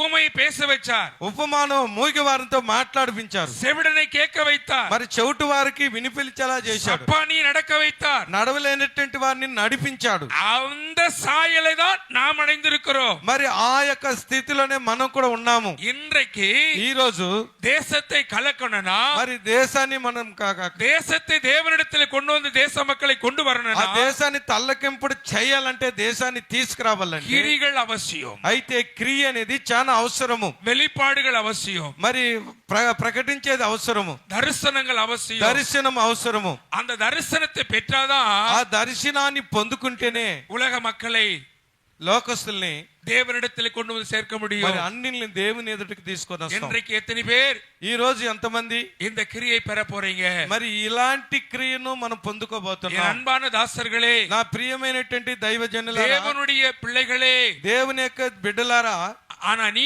நானும் అయితే నీవు నేను కూడా செய்வதை చేసే వాటిని தேவன் கூர்ந்து கவனித்துக் கொண்டிருக்கிறார். దేవుడు వాటిని చూస్తున్నాడు. அதனால கவனமா கேளுங்க. గమనంగా వినండి. கர்த்தர் உங்களோடு దేవుడు మీతో కూడా ఉన్నాడు. பேசுவாராக. మాట్లాడును గాక. எடுத்துக்கொள்ளுங்கள். మరి తీసుకోండి. 2 பேதுரு 2 పేతురు 1ஆம் அதிகாரம் 1వ అధ్యాయము கடைசி வசனம் 29ஆம் வசனம் வாசிங்க. మరి 29 కడసి వచనం చదవండి. కడసి. చివరి వాక్యం. தீர்க்க தரிசனமானது ஒரு காலத்திலும் மனுஷனுடைய சித்தத்தினாலே உண்டாகவில்லை, தேவனுடைய பரிசுத்த மனிதர்கள் பரிசுத்த ஆவியாலே ஏவப்பட்டு பேசினார்கள். ప్రభాకర్ కరங்களை చదవండి. తట్టి చేతులు దడదాం. తెలుగులో చదవండి ఒకరు. ఏలయనగా ప్రవచనము ఎప్పుడును మనిషి యొక్క ఇచ్చిని బట్టి కలుగలేదు గాని మనుషులు పరిశుద్ధ ఆత్మ వలన ప్రేరేపింపబడిన వారై దేవుని మూలముగా పలికిరి. ఆమేన్. హల్లెలూయా. హల్లెలూయా. இப்போ இவர்தான் முதல் శిష్యుడు. వీళ్ళదా మొదటి శిష్యుడు. இந்த முதல் శిష్యుడు சொல்றான், ఈ మొదటి శిష్యుడు தீர்க்க தரிசனமானது ప్రవర్తన అనేది ஒரு காலத்தில் அது முடிஞ்சு குறிப்பிட்ட நாள், ఇది ఒక కాలములో ఇది ஒரு గుర్తించబడింది. காலத்திலும் அப்படின்னா ఒక కాలములో కూడా அது எப்ப வேணாலும் இருக்கலாம். అది ఎప్పుడైనా ఉండొచ్చు. ஆனால் అయితే அந்த தீர்க்க நீ சொல்ற வார்த்தையானது నువ్వు పలికే ఆ మాట அது தீர்க்க தரிசனமா மாறணும்னா అది ప్రవచనగా మారాలంటే நீ பரிசுத்தவான்களாக மாற வேண்டும். అయితే నువ్వు పరిశుద్ధుడిగా మొదటి మారాలి. హల్లెలూయా. హల్లెలూయా. உலக மனிதன் வேற, అంటే లోక మనిషి వేరే, தேவ மனுஷன் வேற. దైవిక మనిషి వేరే. நான் 3 మనిషిని சொல்லுவேன். అయితే 3 మనుషుల గురించి చెప్తాం. ஒன்று உலக மனிதன், ఒకటి లోక ప్రకారసారమైనటువంటి వ్యక్తి, இரண்டாவது சாதாரண மனிதன், రెండోది సాధారణమైనటువంటి వ్యక్తి, மூணாவது மனிதன், మూడో వ్యక్తి தேவ மனிதன். అంటే దేవుని యొక్క మనిషి అయి ఉన్నాడు. தேவ மனிதன் என்பவன் మరి దేవుని మనిషి అనేవాడు தேவ சாயல் அடைகிறான். మరి దేవుని రూపములో ఉన్నాడు. உலக மனிதன் என்பவன் లోక మనిషి అనేవాడు பணம், డబ్బులు, பொண்ணு, మరి బంగారు, பொருள், మరి ఆస్తి, உலக ஆஸ்தி, அந்தஸ்து, మరి లోక ఆస్తులు అంతస్తులన్నీ కూడా, பணம், డబ్బులు, பதவி, పదవులు, எம்எல்ஏ, எம்பி, முதலமைச்சர், ఇలాంటి பிரதமர் வரைக்கும் அது உலக மனிதன். ఇలాంటి రాజకీయ నాయకులు దాంట్లో పెద్ద ఎదగడానికి ఇలాంటి వారు లోక మనుషులని చెప్పబడుతుంది. ஆனா சாதா மனிதன் అయితే సాధారణమైనటువంటి వ్యక్తి பிச்சை எடுத்து சாப்பிட்டு கூட ரோட்ல படுத்துக்குவான். అయితే బిచ్చు మడుకొని కూడా తిని రోడ్డు சாதா மனுஷன். సాధారణమైన వాడు. செத்து கிடந்த எத்தனை யாரோ தள்ளிட்டு போயிடுவான். మరి చచ్చిపోయిన వారిని ఆనా సాధారణంగా నీయే తీసుకెళ్ళిపోతాడు. నాను. అయితే నీవు నేను எந்த மனிதன்? మనం ఎలాంటి వారము கொஞ்சம் யோசனை பண்ணி பாருங்க. ఆలోచించి చూడండి. நீங்கள நானும் మీరు నేను కూడా எந்த மனிதன்? ఎలాంటి మనుషులు. கர்த்தர் நமக்கு எதற்காக நம்மை உருவாக்கினார்? మరి దేవుడు ఎందు నిమిత్తం మనల్ని సృష్టించాడు. உலகத்தில் எத்தனையோ ஐஸ்வர்யான்கள் இருக்கிறார்களே, మరి లోకములో ఎంతో మంది ఐశ్వర్యవంతులు ఉన్నారు, எவ்வளவு பணக்காரர் இருக்கிறார்களே, ఎంతో ధనవంతులు ఉన్నారు, எவ்வளவு பட்டதாரிகள் ఎంతో இருக்கிறார்களே, మరి அத்தனை பேரை காட்டிலும் అంత మందికి దానికంటే தேவனுடைய தாசர்கள் என்றும், మరి దేవుని దాసులనియు, தேவனுடைய பிள்ளைகள் என்றும், దేవుని పిల్లలనియు, தேவனுக்கு போர் வீரர்கள் என்றும், మరి దేవునికి పోర్వీరులుగా ఉంటున్నారని, தேவன் உங்கள் மேல் வைத்திருக்கிற ஒரு நம்பிக்கை உடையவர்களாக நீங்களும் நானும் வாழ అయితే வேண்டும். దేవుడు మన మీద ఒక నమ్మకం పెట్టాడని మన ఈ రోజు నువ్వు இந்த నేను ஜனங்களை జీవిస్తున్నాం. எனக்கென்று தேர்ந்தெடுத்தேன். అయితే ఈ జనాల్ని నాకని ఏర్పరచుకుంటుని. ஆண்டவர் அப்ப நம்ம மேல் நம்பிக்கையோடு இருக்கிறார். అయితే ప్రభు నీ మీద నా మీద ఒక నమ్మకం పెట్టాడండి. நீங்கள் మీరు ஆண்டவர் மேல் நம்பிக்கை வைத்தால், అయితే దేవుని మీద నమ్మకం పెడితే அப்போஸ்தலருக்கு கொடுத்த அதிகாரத்தை అపోస్తలులకు ఇచ్చిన అధికారాన్ని அந்த கர்த்தர் நமக்கு தருவார். ఆ యొక్క దేవుడు వాటిని మనకు எனக்கு கொடுத்திருக்கிற அதிகாரம் என்ன தெரியுமா? మనకిచ్చిన అధికారి ఏంటి తెలుసా? பிசாசை ஓட்டவும், మరి దయ్యమును వెళ్ళగొట్టేదానికి, நோய்களை குணமாக்கவும், మరి వ్యాధులను స్వస్థపరిచేదానికి, அநேக அற்புத அடையாளங்களை செய்யக்கூடிய கிருபையை எனக்கு கர்த்தர் கொடுத்தார். అనేకమైనటువంటి అద్భుతాలు మరి చేయడానికి దేవుడు உலகத்திலே அற்பமாக இழிவாக எண்ணப்பட்ட என்னை మరి అల్పముగా ఎంచబడినటువంటి నన్ను அவர் கிருபையினால் என்னை முடிசூட்டினார். ఆయన కృప ద్వారా నన్ను ఎన్నుకున్నాడు. என் அன்பு தாசர்களே, నా ప్రియ దాసులారా, எங்களோடு நீங்க வந்து பார்த்தா தெரியும். మాతో కూడా మీరు వచ్చి చూస్తే తెలుస్తుంది. ஒரே ஒரு வார்த்தை, என் சபையில அநேகர் வருவார்கள், మరి నా సంఘానికి అనేక మంది వస్తారు. கை வச்சு ஜெபமனத்தால చెయ్యి పెట్టి ప్రార్థన చేయాల్సిన పని లేదు. செய்தி கொடுத்தா போதும், మరి వర్తమానాన్ని అందిస్తే చాలు. அவங்க உடம்புல சுகமடைஞ்சு మరి వాళ్ళ கொள்வார்கள், వ్యాధులు స్వస్థత అవుతా விடுதலை பெற்றுக் கொள்வார்கள். వాళ్ళు విడుదల పొందుకుంటారు. வருஷம் 365 நாள்ல మరి 365 రోజుల్లో సంవత్సరానికి ஒரே ஒரு சபையார் வீட்டுக்கு கூட என்னை அழைக்க மாட்டாங்க. ఒక సంఘస్థుల ఇంటికి ఒక్క రోజు కూడా నన్ను పిలవరు. எந்த ஜெபத்துக்கும் அழைக்க மாட்டாங்க. మరి ఏ కార్యానికి నన్ను పిలవరు. ஏதாவது ஒரு பலவீனம் என்றால் ఏదైనా ఒక బలహీనం అయితే ஒரு செல்போன் எடுத்து, మరి ఫోన్ తీసుకొని, ஐயா எனக்காக இந்த நோய் இருக்குது, எனக்கு பிரேயர் பண்ணுங்க. మరి నాకు ఈ వ్యాధి ఉంది, ఇది ఫోన్ చేయండి అని అంటారు. நான் செல்லில பிரேயர் பண்ணுவேன், నేను చెల్లులో ప్రార్థన చేసేవాడిని. சுகம் பெற்றுக் கொள்வார்கள். మరి దేవుడు స్వస్థత ఇస్తాడు. 365 நாள்ல ஒரு வீட்டை கூட நான் சந்திப்பதே இல்லை. 365 రోజుల్లో ఇంటి దర్శనానికి నేను ఒక్క రోజు కూడా వెళ్ళను. ஆனால் అయినా என்னுடைய சபையிலே నా సంఘములో டெய்லி 7 மணிக்கு அங்க இருப்பேன். డైలీ 7 గంటలకు నేను సంఘంలో ఉంటాను. யாருக்காயிலும் திருமண நாள், పుట్టినరోజు, వివాహం రోజు, பிறந்த நாள், పుట్టినరోజు, ஏதாவது விசேஷித்த நாளா இருக்குமானால் ఏవైనా విశేషమైన రోజులు 7 to 8, 9 மணிக்கு அங்க இருப்பேன். నేను 7, 8, 9 దాకా ఆడ ఉంటాను. அங்க வருவார்கள், ఆడికి వస్తారు. அங்க ஒரு பிரார்த்தனை பண்ணிட்டு போயிடுவாங்க. అక్కడ ప్రార్థన చేసి వెళ్ళిపోతాను. எனக்கு నాకు கர்த்தர் இளைப்பாறும்படி எந்த ஒரு தொல்லை இல்லாம கர்த்தர் வைத்திருக்கிறார். దేవుడు అక్కడ విశ్రాంతి ఇవ్వడానికి దేవుడు కొరత அதுதான் పెట్టి உங்களுக்கு நான் சொல்ல வந்திருக்கிறேன். మీకు చెప్పడానికి వచ్చి ఉన్నాను. என்னுடைய பிள்ளைகள் இப்படி வரப்போதே, నా పిల్లలు నేను వచ్చేటప్పుడు ஏற்கனவே நான் அழைச்சி ముందుగానే పిలిచి அவங்களுக்கு சொன்னேன், వాళ్ళకి చెప్పాను, இது நடக்க போது, ఇది జరగబోతాది. நீங்கள் బాల్ விளையாட போவீங்க, మీరు బాల్ ఆడుకునే దానికి நீ వెళ్తారు, బాల్ போடுவே, నువ్వు బాల్ వేస్తావు, బాల్ వలువాన పైన అడిపాன், మరి బలవంతుడు కొడతాడు, బాల్ எடுக்க పోவே, దాన్ని ఎత్తేదానికి పోతావు, அங்கே உனக்கு ஆபத்து வரும். ఆ స్థలములో అది నీకు ఆపద அப்படியே వస్తది. கர்த்தர் நடத்தினார். నేను ఏమైతే దేవుడు నాకు చెప్పమని చెప్పాడో వాడు చెప్పానో అలా జరిగింది. அதைதான் என் மகன் சொன்னா, என்னை மன்னிச்சிருப்பான்னு. మరి అందుకే నా కుమారుడు నా దగ్గర క్షమాపణ అడిగాడు, నన్ను இப்பொழுது క్షమించు. நான் ஊழியத்தின் அனுபவத்தை சொல்லுகிறேன். ఇప్పుడు నా సేవ అనుభవంలో మీకు చెప్తున్నాను. ₹1 இல்லாம ₹1 లేదండి.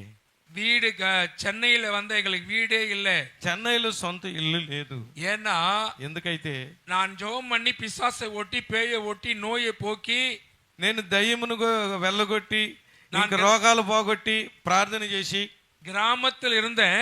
గ్రామంలో ఉన్నట్టు నన్ను சென்னையிலிருந்து வந்து చెన్నైకి తీసుకొచ్చి இந்த విడుదலை பெற்றுக்கொண்டு ఇలాంటి విడుదల పొందుకొని வந்துருங்க, వచ్చేయండి, நாங்க உங்களை காப்பாத்துறோம், నేను మిమ్మల్ని எங்க కాపాడతాము, கூட இருங்க నాతో కూడా ఉండండి அழைச்சாங்க. మరి అలా పిలిచారు. நான் பிள்ளைகளை 3 பிள்ளைகள் இட்டு நான் வந்தேன். నేను 3 పిల్లల్ని తీసుకొని వచ్చాను. ஆனா வந்த பிறகு என்ன நடந்து தெரியுமா? వచ్చిన తర్వాత ఏం జరిగింది நாங்கள் తెలుసా? அவங்களுக்கு பாரமா இருக்குன்னு சொல்லி మేము వాళ్ళకు భారం అని చెప్పి அழைச்சவங்க, మరి మమ్మల్ని పిలిచిన వారు, விடுதலை பெற்றவங்க, మరి విడుదల சுகத்தை పొందుకున్నవారు, பெற்றவங்க, స్వస్థత పొందుకున్నవారు. உங்களுக்கு தெரியும் நினைக்கிறேன், தயானந்தன் பாஸ்டர்னு ஒருத்தர், அவர்தான் தயானந்தன் சென்னையிலே தலைமை பாஸ்டர். మరి మాకు పెద్ద ఆయన தெரியுங்களா దయానంద உங்களுக்கு தயானந்த்? அவரு சபைக்கு போயிட்டாங்க. వాళ్ళు సంఘానికి వెళ్ళిపోయారు. ஏஜி சபை, ఏజీ సభకి அதான் நம்பர் 1 சென்னையில, చెన్నైలో నెంబర్ 1 அங்க అది. போயிட்டாங்க. అక్కడికి వెళ్ళారు. எங்களை நடுத்தருல விட்டுட்டாங்க. మమ్మల్ని ఎక్కడ నడివీధిలో వదిలేశారండి. ஊருக்கும் திரும்பி போக முடியல. నేను ஏன்னா ஊர்ல நான் ஒருவன் தான் ரட்சிக்கப்பட்டேன். నేను ఊర్లోకి తిరిగి వెళ్ళలేకపోయాను. இயேசுவை குறித்து சாட்சியாக வாழணும்னு இந்த பைபிள் என்ன சொல்லுதோ அதன்படி வாழ ஆரம்பித்தேன். మరి బైబిల్లో ఏం చెప్పిందో దాని ప్రకారం నడవాలని ప్రారంభించాను. 3 மாசத்துக்கு 100 மூட்டை நெல் அறுத்து விவசாயம் செஞ்சிருக்கிறேன். మరి 3 నెలలకు 100 మూటలు కోసే పరిస్థితిలో వ్యవసాయం చేసి ఉన్నాను. சொந்த வீட்டுல ஒரு மளிகை கடை வச்சு மளிகை கடை நடத்திருக்கிறேன். నా ఇంట్లో ఒక చిన్న కొట్లో షాప్ పెట్టుకున్నాను. செய்ய தெரியாத வேலையே இல்ல. నాకు చేయనిది చేతగానిది ఏది లేదు. இரவும் பகலும் சம்பாதிப்பதே என் குறிக்கோளா మరి இருந்தது. రాత్రి పగలు కష్టపడి సంపాదించేదే నా గురిగా ఉన్నది. ஆனா இயேசு கிறிஸ்துவை எனக்கு பிடிக்காது. అయితే యేసుక్రీస్తు అంటే నాకు ఇష్టం లేదు. இயேசு யாருன்னு தெரியாது. యేసయ్య ఎవరంటే నాకు తెలియదు. ஒரு பக்கத்துல இங்கதான் சித்தூர்ல தான் நான் வந்து இன்ஜின் வாங்கி போயிருக்கிறேன். பழைய இன்ஜின் சித்தூர்ல வந்து நான் வாங்கிட்டு போயிருக்கிறேன். నేను చిత్తూరులోకి వచ్చి ఒక ఇంజిన్ పాత తీసుకెళ్లాను. ஏன்னா ஒரு பக்கத்துல இன்ஜின்ல இறப்ப 3 ஏக்கருக்கு மேல இன்ஜின்ல பயிர் வைப்பேன். మరి 3 ఎకరాలు ఇంజిన్ లో పైరు చేస్తూ ஒரு ఉంటాను. 3 ஏக்கர்ல பம்ப் செட்ல அதாவது வட்டி அது ஒத்தி கொடுத்து அதுல ஒரு பயிர் வைப்பேன். మరి 3 ఎకరాలు పంప్ సెట్ ద్వారా అక్కడ పైరు పెడతాను. இப்படி இரவு பகலுமாக நான் பணம் சம்பாதிக்கணும் உழைப்ப ஓடினேன். అయితే రాత్రి పగలు సంపాదించాలని పరుగులు తీశాను. ஆனா இயேசுவை நான் அறியல. అయితే యేసయ్యని నేను ஆனா తెలుసుకోలేదు. என் தாய்க்கு ஒரு சுகர் வியாதி வந்து అయితే వారి తల్లి గారికి ఒక అనారోగ్యం వచ్చి படும்போது వాళ్ళు దుఃఖపడేటప్పుడు அவங்க எங்க போறான்னு கேட்டபோது వాళ్ళు ఎక్కడికి వెళ్తామని இயேசுவை தேடி போறான்னு என் மனைவி சொன்ன பொழுது అయితే యేసుని వెదికి వెళ్తానని చెప్పేటప్పుడు அப்பொழுது நான் சொன்னேன், అప్పుడు నేను అన్నాను, இவ்வளவு தெய்வத்தை வணங்கி ఇన్ని దేవుని ఆరాధించి என்ன சந்தோஷமா இருக்கிறோம், ఏం సంతోషంగా ఉన్నాము, என்ன నిమ్మதியா இருக்கிறோம், ఎంత నెమ్మదిగా ఉన్నాము. நாம் அறியாத தெய்வம், మనం తెలియనటువంటి దైవం, நம்ம தேடாத தெய்வம், మనం వెదకని దైవం. அம்மா போய் நல்லா இருக்கிறான்னு சொல்லி మరి అమ్మగారు అన్ని స్థలంలో చెప్పి நான் எங்க அம்மாவை பார்த்து கேட்டேன், మా అమ్మగారిని చూసి ఒక మాట అడిగాను, இயேசு சாமி கும்பிட நான் வரமா அப்படின்னு. యేసయ్య నన్ను పిలిస్తే నేను కూడా பாப்பான்னு వస్తాను. கூப்பிட்டுன்னு போனாங்க. ఆ రాణి పిలిచుకెళ్లారు తల్లి. தூரத்துல பார்த்து இவர்தான் பாஸ்டர் பா கையெத்து கும்பிடுனாங்க. అంటే దూరంగా నిలబడి పాస్టర్ గారికి చేయెత్తి அவரை మొక్కాను. பார்த்து கையெத்து கும்பிட்டேன். ఆయన చూసి నేను వాళ్ళకు వందనాలు చెప్పాను. இன்றைக்கு வரைக்கும் அநேகருக்கு கையெடுத்து கும்பிடும்படி கடவுள் என்னை வைத்திருக்கு. ఈ రోజు అనేకులకు నేను ముఖ్యలాగా నన్ను ముఖ్యలాగా దేవుడు నన్ను హల్లెలూయా, పెట్టాడు. హల్లెలూయా, ஹல்லேலூயா, హల్లెలూయా. அப்போ இது ஒரு சுருக்கமாக நான் சொல்லியிருக்கிறேன். మరి அப்படி இருக்கும் காலத்திலே அன்பான தாசர்களே, మరి అలాంటి ఉన్న కాలంలో ஊரை விட்டு அங்க போன போது నా ఊరు వదిలి నేను వెళ్ళేటప్పుడు அங்கேயும் திரும்பி வர முடியாது. అక్కడి నుండి తిరిగి రాలేను. நம்பி போன மக்களும் போயிட்டாங்க. మరి నమ్ముకున్నటువంటి జనం కూడా கையில ₹1 இல்ல, చేతిలో డబ్బులైతే ஒரு లేదు. சின்ன ரூம்ல ₹400 வாடகை கொடுத்து சர்ச்சை நடத்திக்கிறேன். ఒక చిన్న రూమ్ ₹400 అద్దెకు తీసుకొని చర్చి என் జరిపిస్తాను. மனைவி ஒரு கம்பெனிக்கு ₹1500 வேலைக்கு அனுப்பிட்டேன். ఒక కంపెనీలో ₹1200 పనికి పంపాను. பிள்ளைங்களை ஸ்கூல்ல சேர்த்து கவர்மெண்ட் ஸ்கூல்ல. మరి గవర్నమెంట్ స్కూల్లో పిల్లల్ని நான் చేర్చాను. அந்த పట్టణத்துல வீதி வீதியாக சுத்தி வந்தேன். ఆ పట్టణం అంతా వీధి వీధికి నేను తిరిగి వచ్చాను. ஆனா யாரும் ₹10 கொடுத்து உதவி செய்ய யாரும் இல்ல. ఎవరు ₹10 ఇచ్చి సహాయం நான் చేసేదానికి எந்த ஐக்கியத்தையும் போய் பார்க்கல, నేను ఎలాంటి ఐక్యతకి వెళ్ళి సావాసం పెట్టుకోలేదు. எந்த ஸ்தாபனத்தையும் போய் பார்க்கல. ఏ సంస్థను గురించి నేను చూడలేదు. என் ஐக்கியமும் என் ஸ்தாபனமும் என் இயேசு மட்டும். అయితే నాకున్నటువంటి సావాసము ఐక్యము నా యేసయ్య మాత్రమే. அப்படி வாழ்ந்த பொழுதுதான் అలా జీవించేటప్పుడే இந்த சூழலின் பிள்ளைகள், ఇలాంటి స్థితి పిల్లలు, இந்த விபத்து வந்தது. ఈ ఆపత్తు వచ్చింది. அதுக்கு முன்னாடி என்னன்னா, దానికి ముందుగా ఏంటంటే என் மனைவி கூப்பிட்டு சொன்னேன், మరి అయ్యగారి యొక్క భార్య చెప్పారు, ஊருக்கும் போக முடியாது, ఊరికి వెళ్ళలేము, இங்கேயும் வாழ முடியாது, ఇక్కడ మనం జీవించలేము, விஷம் வாங்கி குடிச்சிட்டு మరి విషయం తీసి త్రాగి இங்கேயே செத்துடுவோம். మనం ఇక్కడే చనిపోదాం అని అనుకున్నాం. ஏன்னா ஏசு ஏசுன்னு போனா యేసు యేసు అని వెళ్ళాడు. அந்த ஏசு என்ன ஆச்சுன்னு கேவலமா பேசுவோம் ஊர்ல. ఆ యేసు ఏమైందని కేవలంగా ఊర్లో இங்க మాట్లాడతారు. நம்பி வந்தோம், నమ్ముకొని ఇక్కడికి వచ్చాము, இவங்களும் நம்மளை விட்டு போயிட்டாங்க, వీరు కూడా మనల్ని విడిచి நமக்கு వెళ్ళిపోయారు. யாருன்னு தெரியல, ఎవరని తెలియదు, எதுவுமே இல்ல, ఏం కూడా లేదు. வெறும் துணி பையில మరి బ్యాగ్ లో చూస్తే என்னுடைய బట్టలు துணி ఉన్నాయి. பையை எடுத்துக்கொண்டு நாங்க போனோம். ఆ బట్టలు బాగా తీసుకుని వెళ్ళాము. அப்போ ஒரு ஐடியா வந்தது. ஆவியானவர் சொன்னார், మరి ఆత్మదేవుడు మాట్లాడినాడు, 3 நாள் உபவாசம் எடுத்து ஜெபம் பண்றேன், 3 రోజులు ఉపవాసం ఉండి நீ ప్రార్థన போற வழியில చేయండి. போ, మీరు వెళ్ళే మార్గంలో వెళ్ళు. பிள்ளைங்க போய் ஸ்கூல் போட்டோம். మరి పిల్లలు 3 స్కూల్ நாள் உபவாசம் எடுத்து ஜெபம் பண்ணேன். 3 రోజులు ఉపవాసంతో ప్రార్థన చేయి. 4ஆம் நாள் காலையில 9 மணி இருக்கும். మరి 4వ రోజు 9:30 వరకు అది ఉదయం. ஆவியானவர் என்னோடு பேசுறாரு, ఆత్మదేవుడు నాతో ஒரு మాట్లాడుతున్నాడు. பெரிய விபத்து வரப்போது ஜெபம் பண்ணு, విపత్తు வரப்போது ஜெபம் ఒక பண்றாரு. ఆపత్తు వస్తుంది, నువ్వు దానికి ప్రార్థన చేయి అంటున్నాడు. எங்க சபை பையனுடைய అమ్மா పక్కத்துல இருக்கிறாங்க. మరి సంఘములో ఉన్నటువంటి తల్లి గారి యొక్క అమ్మ సంఘములో ఉన్నారు. அவங்கள கூப்பிட்டு சொல்றேன், ఆమెను పిలిచి అన్నాను, ஆவியானவர் சொல்றாரு, ఆత్మైన దేవుడు ஒரு అంటున్నాడు, பெரிய ஆபத்து வரப்போது சொல்றாரு, ఒక పెద్ద ఆపత్తు ஜெபம் రాబోతుంది, பண்ணுன்னு சொல்றாரு. ప్రార్థన அது చేయమంటున్నాడు. யாருக்கு வரும்னு தெரியல, అది ఎవరికని తెలియదు, சொல்லினே இருக்கிறேன். చెప్తున్నాను. என் மனைவியுடைய அண்ணன் பையன் ஓடி வரான். మరి ఒక భార్య గారి యొక్క అన్న కుమారుడు పరిగెత్తుస్తున్నాడు.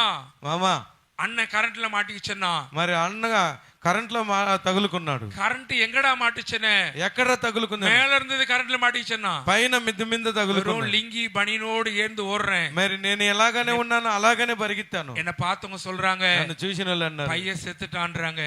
నీ పిల్లడు ஒரு చనిపోయాడు. பையன் ஒருத்தர் சொல்றாங்க, ఒకరు இல்ல అంటున్నారు, உயிர் இருக்குதுன்றாங்க. లేదు ప్రాణం ஒரு சிலர் ఉంది. சொல்றாங்க ఒకరు అంటారు வேஸ்ட்.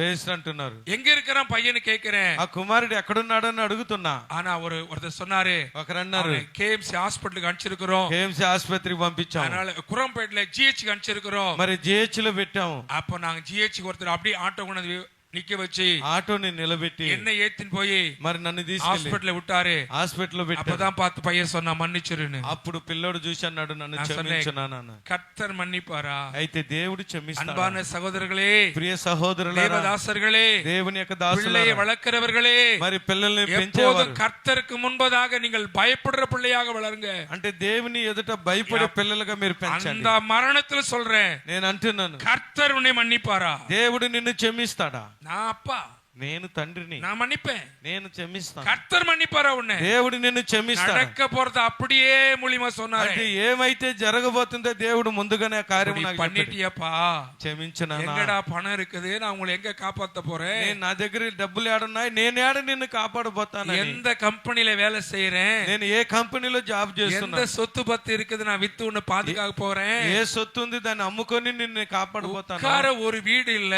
మరి కూర్చోడానికి ఒక చిన్న స్థలం లేదు, உண்ண உணவு இல்ல, మరి తినేదానికి తిండి లేదు. நம்பினவர்களா என்னை விட்டு போயிட்டாங்க. నేను నమ్ముకున్న వాళ్ళంతా నన్ను చేయి విడిచారు. செத்து போலான்னு சொல்லி நான் 3 நாள் உபவாசம் செத்து ஜெபம் பண்ணி నేను చనిపోదామని ఉపవాసం ఉండి 3 రోజులు ప్రార్థన చేసి, எனக்கு வந்தது இதுதானே, నేను వచ్చింది ఇదేనా?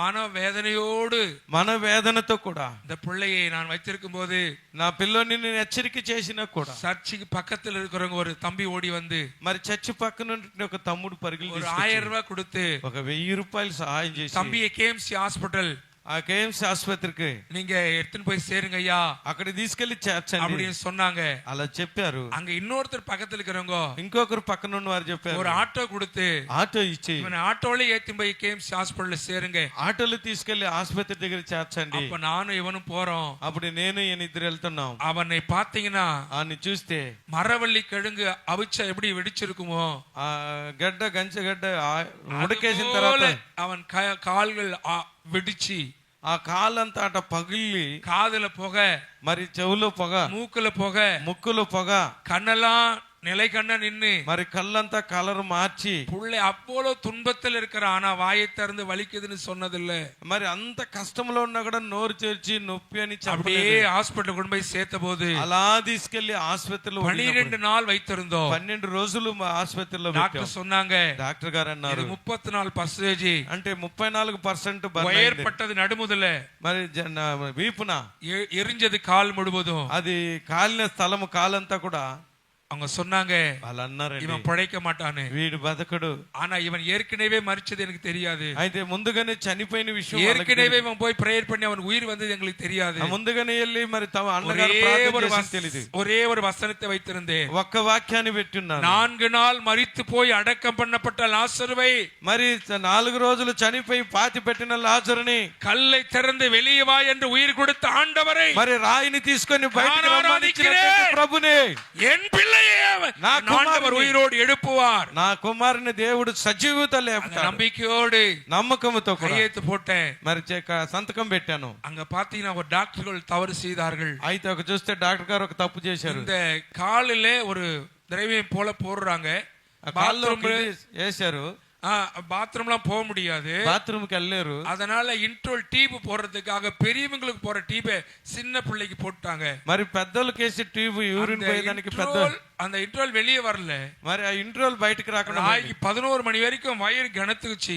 మరి రాత్రి 11 వరకు ఒంటికి రాకుండా చాలా కడుపు ముందుకు వచ్చేసింది. வாங்குது, మరి బ్రీతింగ్ వస్తుంది, గాలి. డాక్టర్ పోయి சொல்றோம், డాక్టర్ దగ్గర చెప్తున్నా, தண்ணி கொடுங்க தண்ணி கொடுங்கன்னு சொல்றாங்க. మరి నీళ్ళు ఇవ్వండి అంటున్నారు. ஆனா குடிக்க குடிக்க వயிறு பெருத்து போகுது, అంటే నీళ్లు తాగేందుకు వాங்குது, మరి గస వస్తుంది, தாங்க முடியல.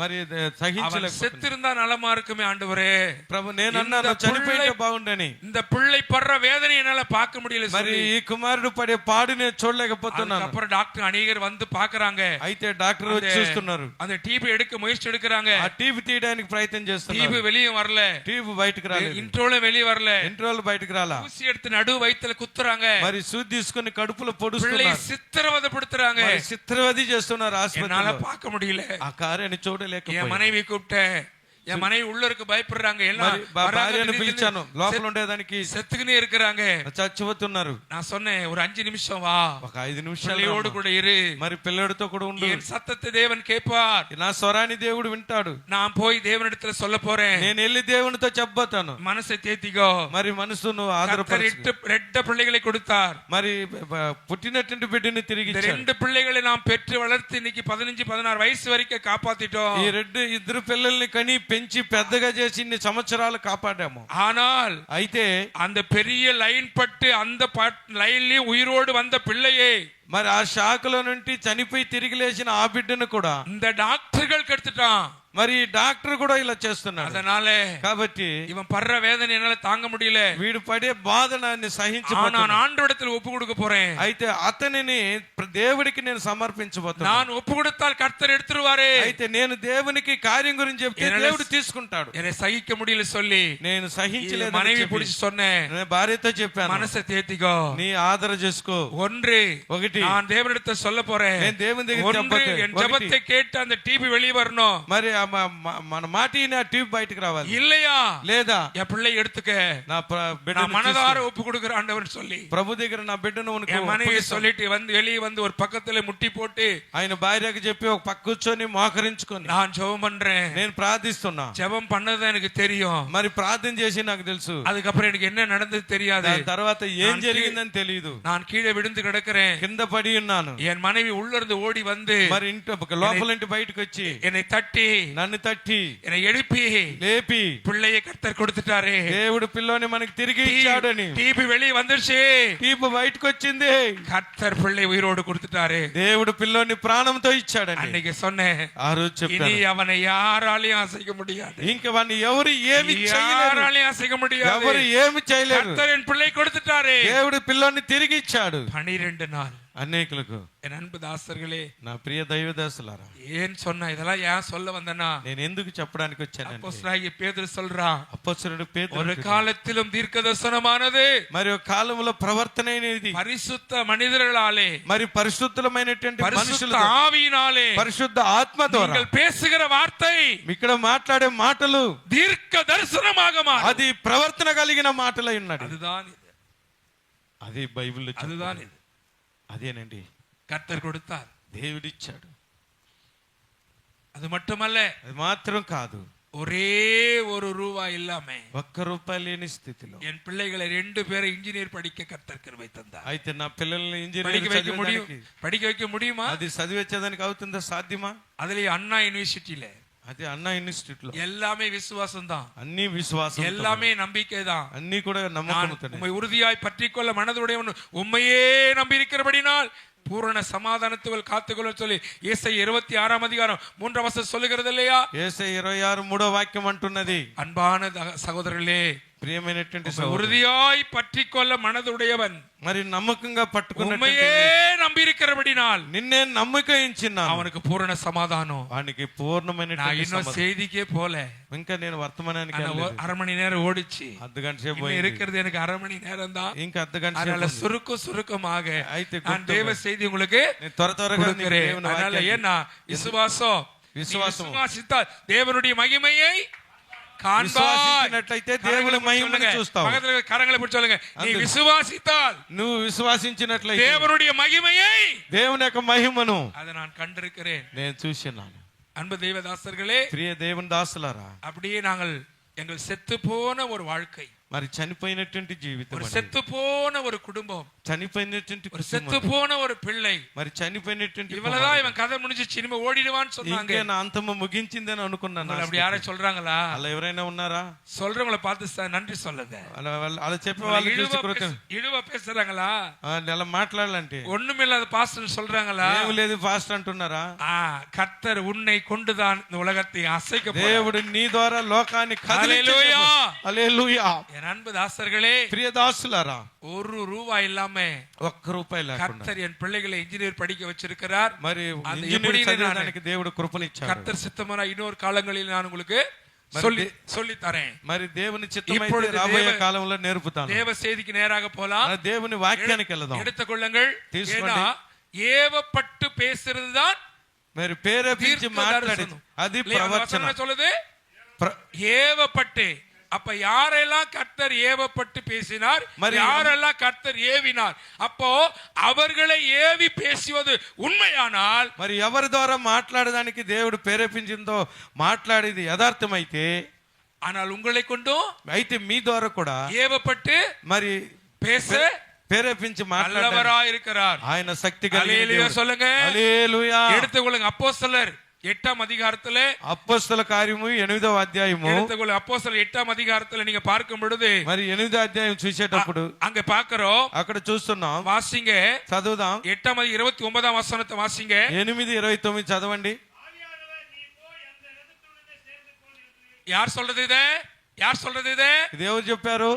ஆவியானவர், ఆత్మ అయిన దేవుడు அந்த ரதத்துக்குள்ளே போய் ఆ రథములోకి వెళ్ళి சேர்ந்துக்கோ. చేర్చుకో. அப்ப யார் அவரு? பிலிப்பர் சொல்ல. அப்ப என்ன பண்றாரு இவரு? ஆவியா என்ன பண்ணுவாரு?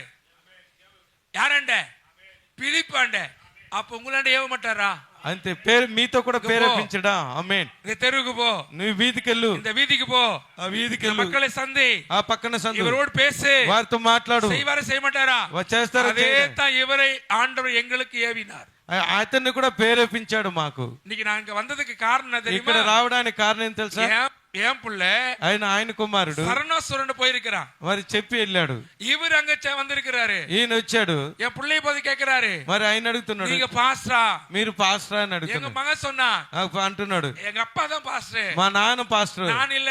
నేను కాదు. அப்ப நம்பர் கொடுங்க. అయితే నెంబర్ ఇవ్వండి. அவர் தான் ஏவினார். ఆయనతో ప్రేరేపించాడు. அவர் ஏவிதான் நான் இங்க வந்திருக்கிறேன். ఆయన ప్రేరేపించాడు, నేను ఇక్కడికి వచ్చాను.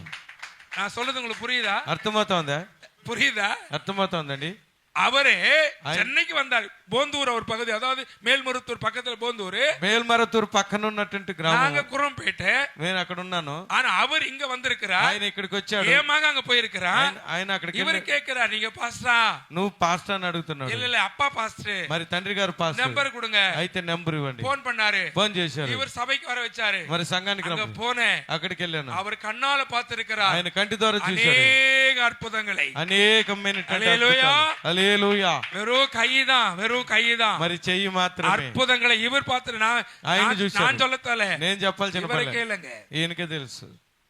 அவர்தான் இன்னைக்கு ஐயாவை இங்க பார்த்து, இவர் தான் ஏவி, அவர் என்னை அழைத்தார். మరి ఆయన ద్వారా అయ్యగారిని పరిచయం చేశారు. எல்லாமே ఇవన్నీ కూడా தேவனால், ఇది దేవుని ద్వారా ஏவப்பட்டு ప్రేరేపించి பேசுகிற வார்த்தை, మాట్లాడే మాట சத்தியம் உள்ளது, అది సత్యము కలిగినది, జీవన్ உள்ளது, అది జీవము కలిగినది, బలం உள்ளது, అది బలము కలిగినది, அது உன்னை உயர்த்தக்கூடியது. అది నిన్ను హెచ్చింపజేస్తాడు. కరங்களை తట్టంగలే, కరములు அது உங்களை తట్టి உயர்த்தக்கூடியது. ఆయన నిన్ను హెచ్చింపజేస్తాడండి.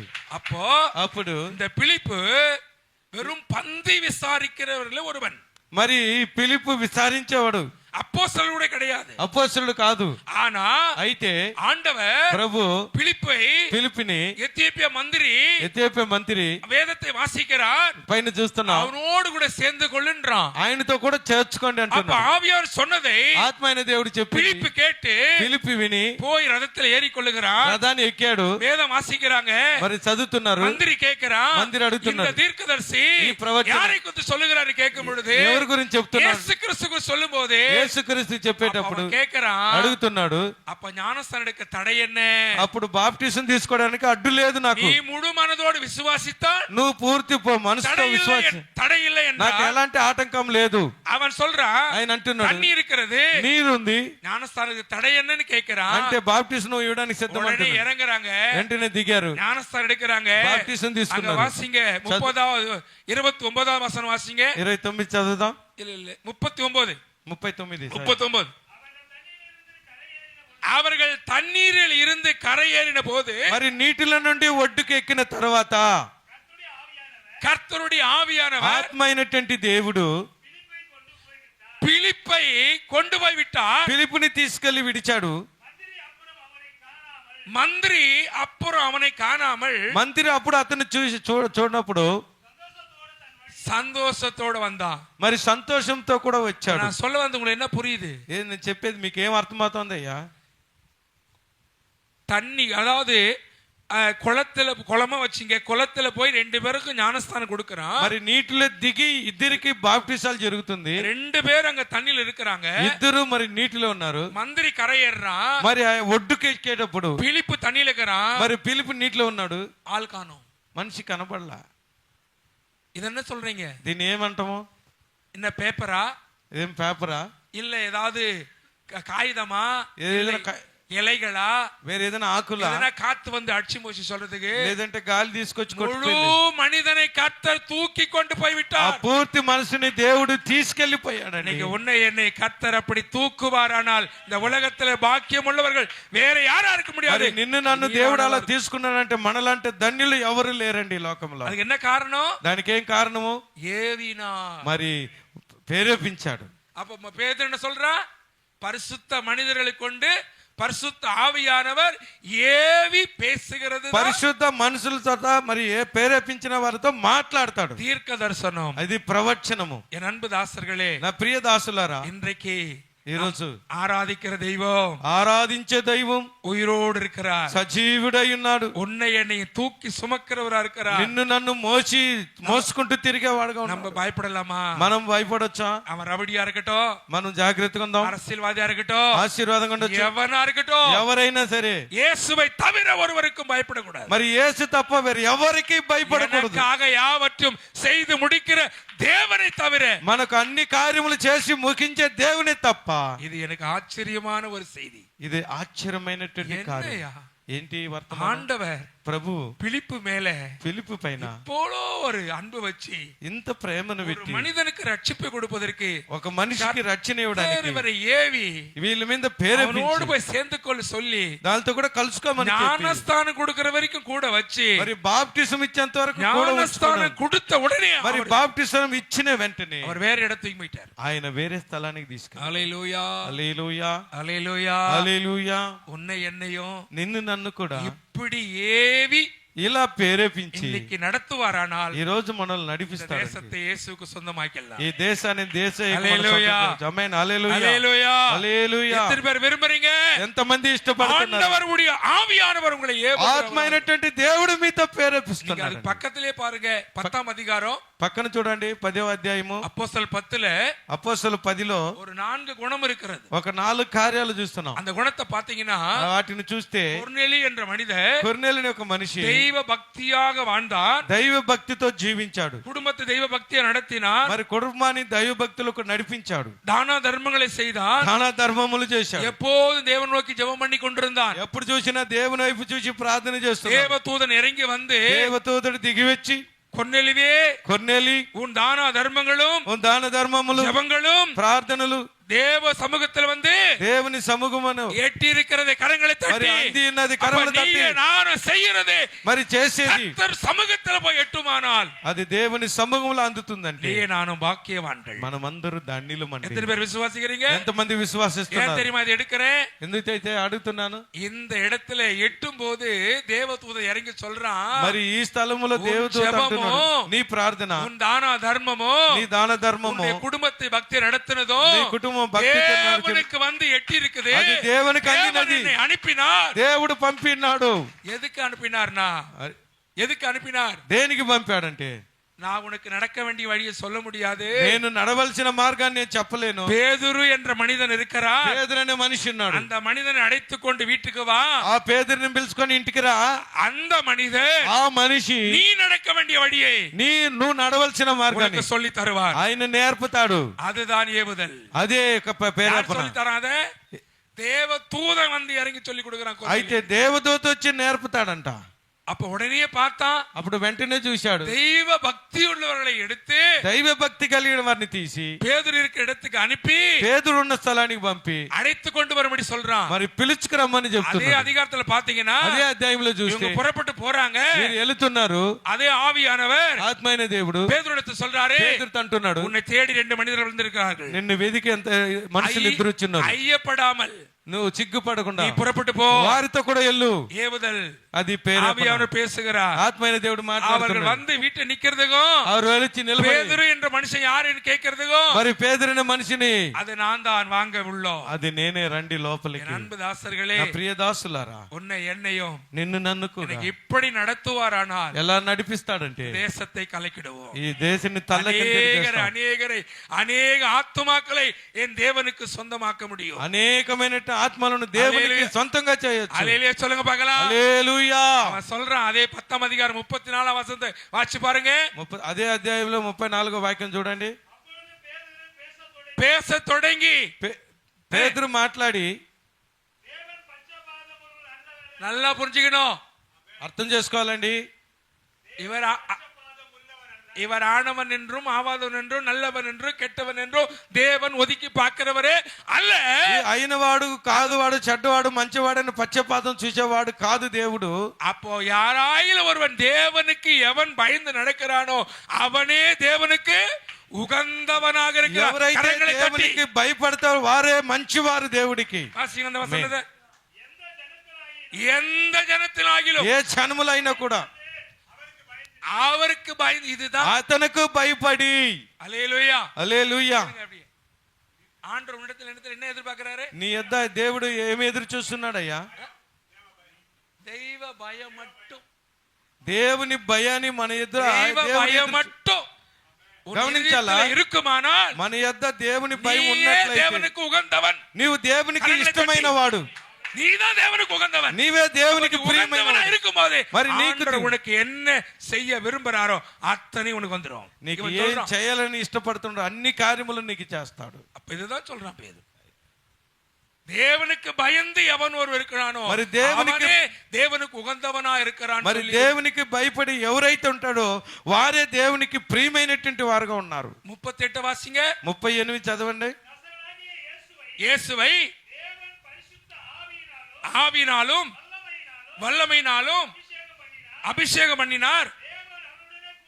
தேவன் அவரு கூட இருந்தபடினால் நன்மை செருளாக சுற்றி திரிந்தார். మేలు చేసేవాడుగా తిరుగుతున్నాడు. అలే போதும், அதான் நன்மை செய்றவராக சுற்றி திரிந்தார். మేలు కార్యములు చేస్తూ తిరుగుతున్నాడు. అదే 1 பேதுரு 1 పేతురు 5:8 వాసి பாத்தீங்கன்னா 5:8 చదివితే தெளிந்த புத்தி உள்ளாருங்கள், మరి తెలివి కలిగిన వారుగా விழித்திருங்கள், మెలకుగా ఉండండి. ஏனெனில் ఎందుకైతే உங்கள் எதிராளியாக பிசாசானவர் ఈ అపవాది అయినటువంటి సాతాను கர்சிக்கிற சிங்கம் போல வகை தேடி சுற்றி திரிந்து கொண்டிருக்கிறார். మరి గర్జించే సింహం వలె ఆయన వెతుకుతున్నాడు. இதுல ரெண்டு. ஒன்று, அவர் நன்மை செய்யும்படி சுற்றி திரிந்தார். 1 మేలు చేయడానికి చుట్టి తిరుగుతున్నాడు. பிசாசு எவனை விழுங்கலாமோன்னு வகை தேடி சுற்றி. మరి అపవాది ఎవరిని మింగుదునని వెతుకుచున్నాడు. என் அன்பு தாசர்களே, నా ప్రియ దాసులారా, ஒண்ணே நீங்க தேவனுக்கு மட்டும் பயந்தீங்கன்னா, ఒకే కార్యం భయపడితే, நீங்க தேவனுக்கு உகந்தவர்களாக இருந்தீங்கன்னா, మరి దేవునికి ప్రియమైన వారుగా ఉన్నట్లయితే அவருக்கு இருக்கிற வல்லமை, ఆయనకున్నటువంటి இருக்கிற శక్తి, வரங்கள், ఆయనకున్న அவருக்கு వరములు, இருக்கிற கிருபைகள், ఆయనకున్న அவருக்கு కృపలు, இருக்கிற ఆస్తిகள், ఆయనకున్నటువంటి அவருக்கு ఆస్తులు, இருக்கிற அந்தస్తుகள், ఆయనకున్న அவருக்கு இருக்கிற అంతస్తులు, செல்வங்கள் ఆయనకున్నటువంటి அத்தனையும் అన్ని కూడా உங்களுக்கு தான். మీకే. உங்களுக்கு ஏன்னா ఎందుకైతే சும்மா சொல்ல நினைக்காதீங்க. ఇది ఊరికే చెప్పారు అనుకో. ரூபா பேப்பர் வாங்க ₹1 ₹1 పేపర్ కొనుక్కోదానికి లేదండి. இல்ல, లేదు. இன்னைக்கு என் மகன் ఈరోజు 300 பேருக்கு மேல வேலை செய்யறான் కంపెనీ வச்சு. ఇప్పుడు కంపెనీ పెట్టి పని చేసుకుంటున్నాడు. என் மகன் மட்டும் ₹35,000 மாசம் எனக்கு காணிக்க வைக்கிறான். ₹35,000 ஒரே. మరి నెలకు ₹35,000 కానుక కుమారుడు నాకు ఇస్తున్నాడు. ஒரு நேரத்துல ₹1 இல்லன்னு ఒక సమయంలో ₹1 లేని వాడండి. கூட வந்திருக்கிறானே, எனக்கு டிரைவராகவும் கார் ஓட்டுறவும் அவன் தான். నా కారు తోలేదే ఆయనే. இன்னைக்கு ₹35,000 எனக்கு காணிக்க வைக்கிறான். ₹35,000 నాకు నెలకు కానుక ఇస్తున్నాడు. இன்னொரு மகன் ₹10,000 காணிக்க வைக்கிறான். ₹10,000 కానుక పెడుతున్నాడు. என் மக ₹5,000 காணிக்க வைக்கிறாங்க. ఒక కుమార్తె ₹5,000 எனக்கு 3 பிள்ளைங்க, 3 పిల్లలు மாசத்துல ₹50,000 எனக்கு காணிக்க கொடுக்கறாங்க. మరి నెలకు ₹50,000 పిల్లల చేతనే కానుక వస్తది. ஒரு நேரத்துல ₹1 இல்லாம ఒక రోజుల్లో பிள்ளைகளை படிக்க வைக்க முடியாம నా పిల్లల్ని చదువుకు పెట్టుకోలేని స్థితి. ஒரு நாள் ఒక రోజు நானும் என் மனைவியும் என் பிள்ளை அடிபட்ட பிறகு எல்லாரும் பார்த்து, நான் கேஎம்சி அதுல ஒரு சின்ன ஒரு குட்டி கதைன்னா நடந்த சம்பவம். ఒక చిన్న కొట్టు పెట్టుకుని దాంట్లో జరుగుతున్నటువంటి కథ. எப்படிப்பா காப்பாத்துவேன்னு சொன்னேன் இல்லையா? నేను ఎలా కాపాడబోతానని ఒక మాట అన్నాను కదా. உங்களுக்கு ஞாபகப்படுத்துறேன். మేము మీకు జ్ఞాపకం చేస్తున్నాను. உங்கள் வார்த்தைகள் ரொம்ப ரொம்ப முக்கியம். మీ మాటలు చాలా ముఖ్యము. நீங்கள் பேசுகிற வார்த்தை ரொம்ப முக்கியம். தேவனிடத்துல போய்டும். అంటే మీరు మాట్లాడే మాట దేవునికి అందుతాది. ஏன்னா ఎందుకైతే எந்த కంపెనీలో வேலை செய்றேன், ఏ కంపెనీలో జాబ్ చేస్తాను, எப்படி உன்னை காப்பாத்துவேன், ఎలా నీ కాపాడుతాను, நான் என்னடா செய்வேன்னு கதர்னனே, నేను ఏం చేస్తానని నేను మొరపెట్టాను కదా. அந்த இடத்துல என் மனைவி சொல்றாங்க, ஒரு சாத்துக்குடி ஜூஸ் வாங்கியான்னு சொன்னாங்க. అంటే అలాంటి స్థితిలో మరి వాళ్ళ భార్య చెప్పారు, ఒక జ్యూస్ తీసుకురాపని చెప్పి. சாத்துக்குடி ஜூஸ் வாங்க போறேன். మరి ఆ జ్యూస్ తీసుకొచ్చే దానికి వెళ్తున్నాను. நடு ரோடு 11 மணி, నడు రోడ్డు 11. கர்த்தர் என்னோட பேசுறாரு. దేవుడు మాట్లాడుతున్నాడు. இப்போ உன் பாக்கெட்ல இருக்கிற பணம் எந்த கம்பெனில இருந்து வந்ததுன்னு கேட்டாரு. అంటే నీ జేబులో ఉన్నటువంటి డబ్బులు ఏ కంపెనీలో నుండి వచ్చింది? நடு ரோடு. என் அன்பு தாசர்களே, నా ప్రియ దాసులారా, நான் நடந்து போறேன். నేను ஜூஸ் கேட்டாங்க. జ్యూస్ అడిగారు. நான் ఏదో మనసులో வச்சுன்னு పోறேன். ఏదో మనసులో అనుకుంటా వెళ్ళాను. இது மாதிரி டடியா இருக்குது, మరి డబ్బులు ఉన్నాయి, நானே கம்முன்னு போய் நிக்கிறேன். గమ్మున వెళ్తున్నాను. ஒரு ஆண்டவருடைய ஆவியாளர் ஒரு சட்டுக்கடி எனக்குள்ள கிரியை செய்தா. మరి ఆత్మైన దేవుడు దిడీని గుర్తు చేశాడు. உன் பாக்கெட்ல இருக்கிற பணம் எங்க இருந்து, எந்த కంపెనీல இருந்து வந்தனாரு. అంటే నీ జేబులో ఉండే డబ్బులు ఏ కంపెనీలో నుండి వచ్చిన ఆదాయం అని అడుగుతున్నాడు. యా హృదయం, ఆయన హృదయము ఈ ఆండవర్ మేలే, ఆండవరే ఎన్ కంపెనీ పెరియ కంపెనీ, నేను చేస్తున్న జాబ్ కంపెనీ పెద్దది, ఎన్ కంపెనీ పెరుసే, నా కంపెనీ పెద్దది. நான் நில நீரை வித்தாலும் இது மாதிரி வச்சிருக்க முடியாது. నేను ఎంత కష్టపడినా ఇలా డబ్బులు కంపెనీ పెట్టుకున్నాను. இருந்தா கூட நாளைக்கு கணக்கு கேட்பான். నేను కంపెనీ ఉన్నా లెక్క అడిగేవారు. நான் ஆராதிக்கிற தெய்வமே பெரிய అయితే కంపెనీ. నేను ఆరాధించే దేవుడు గొప్ప దేవుడు అండి. அந்த நிலைமையில இருக்கிறீங்களா? అలాంటి స్థితిలో ఉన్నారా? என் அன்பு தாசர்களே, నా ప్రియ దాసులు, ஒன்றே ஒன்று மட்டும் சொல்லி கொடுத்தேன். எந்த மனிதன் ஆகிலும் தேவனுக்கு பயந்து நீதியை செய்கிறவன் எவனோ, ఏ మనిషి అయితే దేవునికి భయపడి నీతిగా నడుచుకుంటాడు, அவனே தேவனுக்கு உகந்தவனா వారు இருக்கான். దేవునికి ప్రియమైలుగా ఉంటారు. அவனோடு கர்த்தர் பேசுகிறவரா இருக்கார். వారితో కూడా దేవుడు మాట్లాడుతాడు. அவனோடு கூட ஏவுகிறவரா இருக்கார். వారితో కూడా ప్రేరేపించేవారుగా ఉన్నారు. நான் அதை புடிச்சுக்கின்னு சொல்றேன். నేను పట్టుకుని అంటున్నాను, ஆண்டவரே, என் కంపెనీ பெரிய కంపెనీ. నా కంపెనీ పెద్ద కంపెనీ. அப்படிதான் பிரியமானவர்களே, అలాంటి என் ప్రియమైన வாழ்க்கையில கடந்த போது నా యొక్క జీవితంలో జరిగే ஏது சொல்றேன்னா, ఎందుకు ఈ మాటలు మీతో అంటున్నా? அன்றைக்கு ₹1 இல்லாம இருந்து ఆ రోజు ₹1 లేని స్థితిలో ఉన్నా என் నేను. பிள்ளைகளுக்கு ఈ రోజు నా బిడ్డలకు ₹50,000 మాసం எனக்கு ప్రతి నెల ₹50,000 தசம பாகமாக வந்துரும். మరి దశమ భాగం ఇస్తారు. ஆனா என் பிள்ளைங்க சம்பளத்தை நான் கேட்க மாட்டேன். అయితే నా పిల్లల జీతాన్ని నేను அது అడగను. உன் விருப்பம், అది నీ ఇష్టము. நான் உங்களை கண்டிஷன் பண்ண மாட்டேன். నేను మిమ్మల్ని కండిషన్ చేయను. நான் கடந்து வந்த பாதை அத்தனை உங்களுக்கு தெரியும். ఎందుకంటే నేను గడిచి వచ్చిన కాలాన్ని మీకు తెలుసు. அதனால దాని నిమిత్తము அப்பாவா இருந்து உங்களை கடினப்படுத்தி இங்க போவது அங்க போவது யாருக்கு அது எனக்கு தேவையில்லை. నేను తండ్రిగా ఉండి మేము క్రమంలో పెట్టేది అది నాకు ஒன்றே వల్ల ஒன்று, కాదు. ఒకే ఒకటి. காணிக்கை தசம பாகம் மட்டும் అయితే కానుకలు దశమ భాగం మాత్రము தேவாலயத்தில் வை, అది దాన్ని ఇవ్వాలి. தேவன் உன்னை ஆசீர்வதிப்பார். దేవుడు నిన్ను அப்படி ఆశీర్వదిస్తాడు. சொல்லி అలా చెప్పి இன்னைக்கு அந்த ரூபாயில தான் ఎలాంటి రూపాయలతో இன்றைக்கு நாங்கள் ஊழியங்களை இப்படி எங்கெல்லாம் கூப்பிடுறாங்களோ ఇలా సేవకి ఎక్కడైతే మమ్మల్ని அங்கங்க పిలుస్తారో போய் అక్కడికి వెళ్ళి என்னால் முடிஞ்சதை, నా వల్ల అయినంత వరకు இயன்றதை నాకు కలిగినది ஒரு ஊழியக்காருக்கு ஒரு உணவாகவோ వారి సేవకునికి ஏதாவது ஒரு ఆహారం செய்யணுமே. ఏదైనా ఒక సేవకునికి ఏదో ఒకటి చేయాలి. சாலமன் பாஸ்டர் கேட்டு பாருங்க. సాలం పాస్టర్ గారిని అడిగి அது చూడండి. ஓப்பனிங் மீட்டிங்கா இருக்கட்டும், అది இல்ல சர்ச் மீட்டிங்கா இருக்கட்டும், చర్చ్ మీటింగ్ இல்ல எந்த மீட்டிங்கோ, అది ఎలాంటి సువార్త అయినా కూడా మీటింగ్లు అయినా కూడా யாரு கூப்பிட்டாலும், ఎవరు పిలిచినా எங்க இருந்தாலும் ఎక్కడికైనా டைம் நேரம் கொடுத்து வந்துருவேன். నేను సమయాన్ని ఇస్తూ వస్తూ அப்போ ఉంటాను. இன்றைக்கு என் அன்பு தாசர்களே, నా ప్రియ దాసులారా, என்னை போல నాలాగా உட்கார இடம் இல்ல, కూర్చోడానికి స్థలం உணவு లేదు, இல்ல, తినేదాన్ని తిండిలే. அதுல ஒரே ஒரு நாள் ఒకరోజు அந்த துன்பமான நேரத்துல ఆ దుఃఖపడిన రోజుల్లో என் பிள்ளைகளுக்கு ஒரே ஒரு டம்ளர் அரிசி, ఒక్క టంబ్లర్ బియ్యం அந்த లేదండి. அரிசியை கஞ்சி வச்சு காய்ச்சி మరి దాన్ని గంజి కాసి 3 பிள்ளைகளுக்கும் கஞ்சி கொடுத்துட்டு మరి ఊరు పిల్లలకు గంజినిచ్చి ஸ்கூல் போயிட்டாங்க. స్కూల్కి వెళ్ళారు. நான் இந்த பைபிள் எடுத்துக்கின்னு నేను బైబిల్ తీసుకుని ஒரு மரத்தடியில போய் ஓரமா உட்காந்துட்டேன். ఒక మాను పక్కన అడుగును కూర్చొని ₹700 ஒரு வாடகை எடுத்து ஒரு வீட்டுல இருந்தோம், ஒரு ஓலை வீட்டுல. 700కు ఒక అద్దెలు తీసుకొని అది என் மனைவி அழுது கொண்டிருந்தாங்க உள்ள. ఏడుస్తున్నారు ఆ భార్య.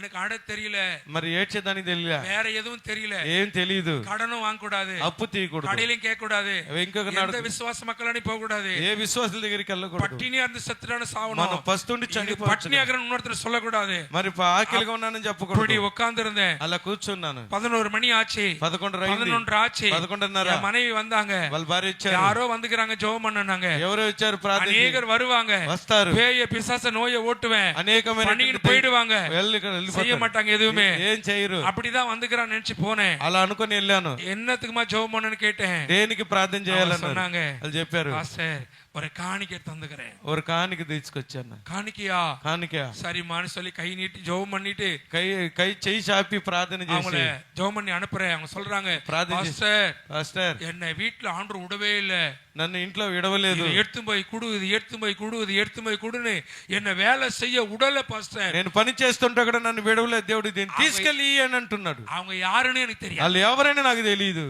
அப்போ அதை ஜெபம் பண்ணிட்டு கையை திறந்து பார்த்தா మరి చేయి తెరిచి చూస్తే 100 ரூபா, 100 రూపాయలు నా చేతిలో. 2008 ஆண்டு அந்த 100 ரூபா ஒரு 1000 ரூபாய்க்கு சமம். 2008 సంవత్సరంలో 100 రూపాయలు 1000 రూపాయలకు సమంగా ఉన్నది. கையை திறந்து பார்த்தேன், చేయి తెరిచి చూస్తే ஆண்டவருக்கு நன்றி சொல்லி దేవునికి వందనాలు என் చెప్పి மனைவி கையில கொடுத்தேன். భార్య దగ్గర ఇచ్చాను. கர்த்தர் நம்மளை மறக்கல, దేవుడు దాన్ని మరవలేదు, தேவன் நம்மளை மறக்கல. దేవుడు మనల్ని మరవలేదు. தாசர்களே, ప్రియ దాసుల, ஊழியத்துல ஒருவேளை அடுத்த கஞ்சி இல்லாம ஊழியம் செய்றீங்களா? మరి సేవలో ఏం లేని స్థితిలో வருத்தப்படாதீங்க, మరి బాధపడకండి. இந்த நெருக்கு எதுக்கு தெரியுமா? మరి కష్టం உயரத்துல கொண்டு போக போறாரு, దేవుడు మన மேன்மையான இடத்துல கொண்டு போக போறாரு, உங்களை விசேஷத்தை மாத்த போறாரு. இந்த பணம் பொண்ணு பொருளுக்காக விலை போகாதே. మరి ఆస్తి అంతస్తులు డబ్బుల కోసం మీరు అనుకోకండి. அன்றைக்கு என்னை ஆசீர்வதித்த ஆண்டவர் ఆ రోజు 1000 பேர் வந்தாலும் ஒரு நிமிஷத்துல சோறாக்கி போட்டு మరి 1000 మంది వచ్చిన సెకండ్ల వాళ్ళకి భోజనాలు పెట్టి. హల్లెలూయా, హల్లెలూయా. நீங்க நினைச்சு பாருங்க, இப்போ என்ன மாதிரி யாராவது இருப்பீங்களா? నాలాగే ఎవరైనా ఉంటారు? 1 ரூபா கூட இல்லாம, 1 రూపాయి లేకుండా, எந்த வீடும் இல்லாம, ఏ ఇల్లు లేకుండా, இங்க கூட ஒரு கிராமம் இது மாதிரி இடத்துல கூட எங்கனா தங்கிக்கலாம். 3 குழந்தைங்க கூட இருக்குது, మరి கணவன் மனைவி இருக்கிறோம். గ్రామం అయితే భార్య భర్తలు మేము ఉండొచ్చు, 3 పిల్లలు ఉన్నారు. చెన్నై ప్రాంతంలో, சென்னை பட்டணத்துல చెన్నై ప్రాంతంలో கதறினோ, அழுதோ, ఏడ్చాం, మొరపెట్టాం, కన్నీరు కార్చాం. நிம்மதி இல்லை, నెమ్మది లేదు, அன்பு இல்ல, ప్రేమ లేదు, எல்லாமே எதிர்ப்பா நிக்குது. అన్ని అఘనిష్టంగా மரணம் ఉన్నాయి. தான் ஒரு வழி, అంటే ఏడుపే ఒక మార్గము, மரணம் தான் வழி. ఇంక మార్గమే మరణము. அந்த மரணத்தை சந்திப்பதற்காக இருந்த எங்க வாழ்க்கையில ఆ మరణాన్ని సంధించే జీవితంలో தீமை தான் அனுமதிச்சார், మరి అక్కడ அந்த தீமையை நன்மையாய் மாற்றினார். మరి నేను చెడును అనుభవించిన வாழ்க்கையில எல்லாமே எதிர்ப்பா நிக்குதா? అన్ని కూడా మనకు எதிர்பார்த்த காரியம் நடக்கலையா? కార్యము கண்ணீரின் கவலையோடு நீ கடந்து வருகிற பாதையில நிக்கிறாயா? కన్నీటితో అప్పులతో బాధపడుతున్నావా? கலங்காதே, నువ్వు దిగులు పడదు. உன்னை காண்கிற தேவன் ஒருவர் இருக்கிறார், మరి నిన్ను చూసే దేవుడు, விசாரிக்கிற தேவன் ஒருவர் இருக்கிறார், నిన్ను విచారించే దేవుడు தேவன் ஒருவர் இருக்கிறார், నిన్ను లేపే దేవుడు ఒకైన వచ్చినాడు. ஆனா அவர் விரும்புற மாதிரி நீ நடந்து கொள். ఆయన ఇష్టపడే రీతిగా నీ ప్రవర్తన. அதுக்கு தான் கொர்நேலியு சொன்னேன், అందుకే కొర్నేలి చెప్పాడు, அதுக்கு தான் கொர்நேலியு சொன்னேன். అందుకే కొర్నేలి அவன் தான தர்மங்களை செய்து దాన ధర్మములు தேவனை చేసి நோக்கி ஜெபம் பண்ணி దేవుని குடும்பத்தை ప్రార్థన பக்தியா చేసి நடத்தி కుటుంబాన్ని నడిపించి அவன் தேவனுக்கு எப்போதும் దేవునికి ఎల్లప్పుడు కూడా மகிமை செலுத்தினபடினால் మహిమను చెల్లించిన தேவன் இறங்கி வந்துட்டார். దేవుడు దిగి அந்த వస్తాడు. மனுஷன் தான் சொல்றாரு, ఆ మనిషి ஏவுறாரு, இவனால ஏவி போனான் பிலிப்பு, ఇంతవరకు ప్రేరేపించాడు పిలుపు. இவன் தூதன் இறங்கி சொல்றான் பேதுரு கூப்பிடு போய். ఇప్పుడు దూత లేచి చెప్తున్నాడు ప్రేరేపించి. அதே பேதுரு வந்து தான் சொல்றாரு, ఇప్పుడు అదే పేదరు చెప్తున్నాడు, நீங்கள் தேவனுக்கு பயந்து நடக்கும்போது మీరు దేవునికి భయపడి నడిచినప్పుడు இடத்துல வந்து அநேகருக்கு பரிசுத்த ஆவி மூலமாக அற்புதங்களை செய்து அநேக மக்கள் மனம் திரும்பி అనేక మందికి పరిశుద్ధ ఆత్మ దేవుడు మేలు చేసి ரட்சிக்கப்பட்டார்கள், మారు మనసు పొంది రక్షణ పొందారు. ஹல்லேலூயா, హల్లెలూయా, ஹல்லேலூயா. హల్లెలూయా. டைம் எனக்கு வந்துருச்சு. సమయం దగ్గర எப்பவுமே நான் கொடுத்த டைம்ல கரெக்டா இருப்பேன். నాకు ఇచ్చిన సమయంలో నేను కరెక్ట్ గా ఉంటాను. சில எல்லாம் கொடுத்துட்டாங்கன்னு வச்சுங்களேன், మరి ఇచ్చేసారు, மனவான்னு பேசிருப்பாங்க, మరి ఏదో మాట్లాడు, பசியோ பட்டினோ அது எனக்கு பிடிக்காது. మరి మీరు పస్తుగా ఉంటే నాకు పట్టదు. டைமே కరెక్టా முடிச்சிருவேன். నాకు ఇచ్చిన సమయంలో నేను ஒரே ముగించాను. ஒரு வார்த்தை சொல்லி ఒక్క మాట చెప్పి முடிச்சிட்டு போறேன். ముగిస్తాను. மத்தேயு 17ஆம் அதிகாரம் మత్తయి సువార్త 17వ అధ్యాయం வாசி முடிச்சிருங்க. ఎతనాది వసనే 1 இருந்து வாசி. మత్తయి 1 నుండి చదువుకుందాం. வாசிங்க. ஏன்னா நான் உங்களுக்காக பேப்பர்ல கொஸ்டின் இதெல்லாம் எழுதிலாம் வரல. ஐயா என்னங்கற கேட்டு பாருங்க. ఇక్కడ మీకని ఒక పేపర్ లో రాసినவர் என்ன ఏవురారో என்ன சொல்றாரோ, ఆత్మైన దేవుడు నాతో ఏం ప్రేరేపించి ఏం మాట్లాడాలనుకుంటున్నాడో అది మాట్లాడుతున్నాను. உங்களோடு சொல்லிக் கொண்டிருக்கிறேன். మీతో నేను మాట్లాడుతున్నాను. வாசிங்க. மத்தேயு 17:1. 17:1 6 நாளைக்கு பின்பு இயேசு பேதுருவை யாக்கோபை கூட்டிக் கொண்டு தனித்திருக்கும்படி உயர்ந்த மலையின் மேல் போய் அவருக்கு முன்பதாக மறுரூபமான கரங்களை தட்டி ఆమేన్ చేతులు తట్టి అందరూ కూడా ఆమేన్ ప్రైజ్ ది లార్డ్ హల్లెలూయా హల్లెలూయా హల్లెలూయా హల్లెలూయా அப்போ நல்லா புரிஞ்சுங்க டைம் ஆச்சு முடிச்சறேன் టైం అయింది ముగిస్తున్నామండి 6 நாளுக்கு பிறகு ஆண்டவர் என்ன பண்றாரு 6 దినములైన తర్వాత దేవుడు ఏం మాట్లాడుతున్నాడంటే ఉయర్ந்த மலைக்கு போய் మరి శిఖరములకు తీసుకెళ్ళి శిష్యులకు తన మరురూపத்தை காட்டுகிறார் అక్కడ తన రూపాంతరం చూస్తున్నాం நீங்கள நானும் இந்த உலக மனிதனோடு தான் வாழறோம் అంటే ఈ లోక మనుషులతో జీవించడమా உன் எண்ணமும் உன் சிந்தையும் నీ ఉద్దేశము తలంపులు மறுரூபமானாதான் అయితే రూపాంతరం అయ్యేంత వరకు உலகத்தை அசைக்க முடியும் మరి లోకాన్ని కదిలించొచ్చు இந்த இடத்துல ஆண்டவர் தன்னுடைய சீஷர்களுக்கு மலை மேல் என்பது இப்ப நினைக்கலாம் ஆனா இங்க மலை இருக்குது எதிர்க்க கூட ஒரு மலை இருக்குது எங்க பார்த்தாலும் மலை இருக்குது మరి ఎదురుగడ కొండలు ఉన్నాయి చుట్టుపక్కల కొండలు ఉన్నాయి ஒண்ணே ஏற்பாட்டு பக்கத்துல தாங்குது அங்க போக முடியாது మరి చెన్నైలో ఏర్పాటు పక్క మీనంబాకలోనే కొండ ఉంది చిన్నది అది ஆனா இந்த மலை நீங்க போய் ஜெபம் பண்ணலாம் எங்க பார்த்தாலும் வரவழியெல்லாம் பாக்குறேன் பெரிய மலையில போய் சிலுவை போட்டுக்கிறான் మీ ప్రాంతాల్లో చూస్తే కొండల్లో పెద్ద పెద్ద కొండలు ఉన్నాయి సిలువలు కూడా వేశారు ఇక్కడ పక్కన ஆனா மலை என்பது எதை குறிக்கிறது தெரியுமா మరి కొండ అనేది దేని తెలుసా விசுவாசத்தை குறிக்கிறது అది విశ్వాసానికి సామృద్ధి அந்த விசுவாசமானதுதான் ఆ విశ్వాసం అనేది மறுரூபமாக்கப்படுகிறது అది రూపాంతరం தேவன் அவர்களை மலை மேல் கொண்டு போய் మరి దేవుడు వారిని పర్వతాల మీదకి తీసుకెళ్ళి తన రూపத்தை காட்டி తన రూపాన్ని చూపించి తన మరురూపమాకి తన రూపాంతరము పొంది அவர்களை பிரமிக்க செய்கிறார் వాళ్ళని భ్రమించేలాగా చేశారు హల్లెలూయా హల్లెలూయా அவங்க சொல்லுவாங்க ஆண்டவரே ప్రభువా మోసేకు ஒரு கூடாரமோ మోసకు గుడారము ఏలియాకు ஒரு கூடாரமோ ఏలియాకు ఒక గుడారము உங்களுக்கு ஒரு கூடாரமோ నీకు ఒక గుడారము போட்டு ఇங்கே பிரச்சனை இல்லாத இருந்துக்கலாம் అయితే ఇక్కడే వేద్దాం అనుకున్నాము హల్లెలూయా హల్లెలూయా அப்ப அவங்க சொல்றாங்க பிரச்சனை இல்லாத இருக்கலாம் ఇప్పుడు ఉండొచ్చు அது அவர் வேலை அல்ல అది ఆయన పని కాదు. முதலாவது தன் ரூபத்தை காட்டுகிறார் అంటే మొదటిగా తన రూపాన్ని చూపిస్తాడు வாட்சி பாத்தீங்க చదివితే அன்பு சகோதரனே ప్రియ సహోదరులు, அன்பு தாசர்களே దాసరులారా, அன்பு சகோதரிகளே సహోదరులారా, இன்னைக்கு ఆండவர் உன்னை என்னையோ மறுரூபப்படுத்த வருகிறார் అయితే నిన్ను నన్ను కూడా రూపాంతరం చేయలాగా దేవుడు చేస్తున్నాడు உள்ளத்தாலும் எண்ணத்தாலும் சிந்தையாலும் செயலாலும் வழியாலும் வார்த்தையாலும் கர்த்தர் உன்னை என்னையோ மறுரூபப்படுத்த మరి வருகிறார் రూపాంతరం తలంపుల ద్వారా అనేకమైన కార్యముల ద్వారా దేవుడు చూపిస్తున్నాడు அந்த மறுரூபம் அடையும் போதுதான் ఆ రూపాంతరము పొందేటప్పుడే அந்த தேவ ஏவுதலை நாம் பார்க்க முடியும் ఆ దేవుని యొక్క ప్రేరేపణ మనం చూడగలం தேவனுடைய ஆவியை நம்ம பார்க்க முடியும் ఆ దేవుని యొక్క ఆత్మను தேவனுடைய చూడగలం சத்தத்தை கேட்க முடியும் దేవుని యొక్క స్వరాన్ని நீ వినగలం சொல்ற வார்த்தையெல்லாம் தீர்க்கதரிசனமாக மாறும் అయితే దేవుని చెప్పే ప్రవర్తనలు ఏది కూడా அதே 7ஆம் அதிகாரம் வாசிக்கத்தால் நான் முடிச்சிடுறேன் இது 5 நிமிஷம் ஓடுது அதே 7ஆம் அதிகாரத்தை நீங்க வாசிச்சு பாத்தீங்கன்னா ఆ 7వ అధ్యాయం చదివినట్లయితే அங்க அங்க 21ஆம் அதிகாரத்துல நீங்க 21ஆம் வசனத்தை வாசிக்காதீங்க அங்க பாருங்க ஒரு ஆண்டு சொல்வார் புத்தி உள்ள மனுஷன் ஒப்பிட்டு பேசுவார் అక్కడ బుద్ధి కలిగినటువంటి మనిషి என்ன சொல்றாருன்னா ఏం புத்தி మాట్లాడతాడు உள்ளவன் தன் ஆழ நல்ல தோண்டி கண்மலை மேல் வீட்டை கட்டுவான் புத்தி இல்லாதவன் மணல் மேல வீட்டை கட்டுவான் பெருவெள்ளம் வந்து பெருமழை பொழிந்து பெருங்காற்று அடிக்கும் போது அந்த வீடு விழுந்து விடும் அப்படி சொல்லி கொடுப்பார் ஒரு உதாரணம் சொல்லி அதை முடிக்கிறேன் 7ஆம் அதிகாரம் சொல்லுவாரு அப்ப நீங்களும் நானும் புத்தி உள்ளவளா இருந்தா ஆழமாக தோண்டுவேன் என்பது మరి లోతుగా లోడాలండి தேவனுடைய வார்த்தையை దేవుని ஆழமாக விசுவாசித்தால் మరి లోతుగా విశ్వాసించినప్పుడు கட்டினால் அது கண்மலையின் மேல் கட்டப்பட்ட வீடா இருக்குமானால் இப்படிப்பட்ட மின்சாரமோ இப்படிப்பட்ட மரணமோ இப்படிப்பட்ட காற்றோ இப்படிப்பட்ட அலையோ இப்படிப்பட்ட வெள்ளமோ இப்படி வந்தது மோதினால் எல்லா సంభవాలు జరిగినా కూడా ఏం కాదండి நேரம் இல்லாத கதை சுருக்கமா முடிச்சிட்டேன் సమయం లేదు కాబట్టి வாசிங்க முழுமையாக 7ஆம் அதிகாரம் வாசி பாத்துருங்க ఆ 21 நீங்க வாசி பார்த்தா தெரியும் அந்த வசனம் 21 చదివితే మీకు అర్థమవుతుంది 17 చదివితే మరురూపத்தை குறித்து అడగ சொல்வாரு రూపాంత గురించి அடுத்து சொல்வார் தரிசனத்தை யாருக்கு சொல்லாதேன்னு சொல்லி கொடுப்பாரு అక్కడ చెప్పింది ఎవరికి చెప్పొద్దు అంటాడు அன்பு தாசர்களே ప్రియ దాసులారా உங்களுடைய எண்ணமும் உங்களுடைய சிந்தையும் మీ ఉద్దేశం మీ తలంపులు క్రియயும்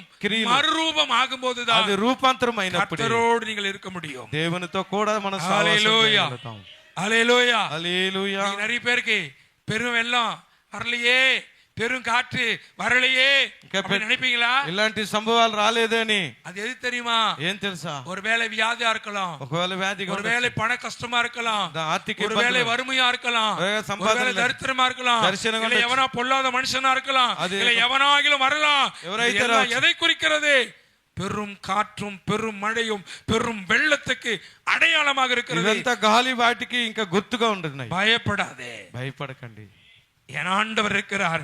காற்றையும் கடலையும் பார்த்து இறையாதே அமைதலாயிருந்து சொன்ன தேவன் గాలిని నీళ్లను చూసి గద్దించి అది నిర్మలమైంది. என்னோடு இருக்கிறார். మరి దేవుడు నాతో కూడా. ஹல்லேலூயா, హల్లెలూయా, ஹல்லேலூயா, హల్లెలూయా.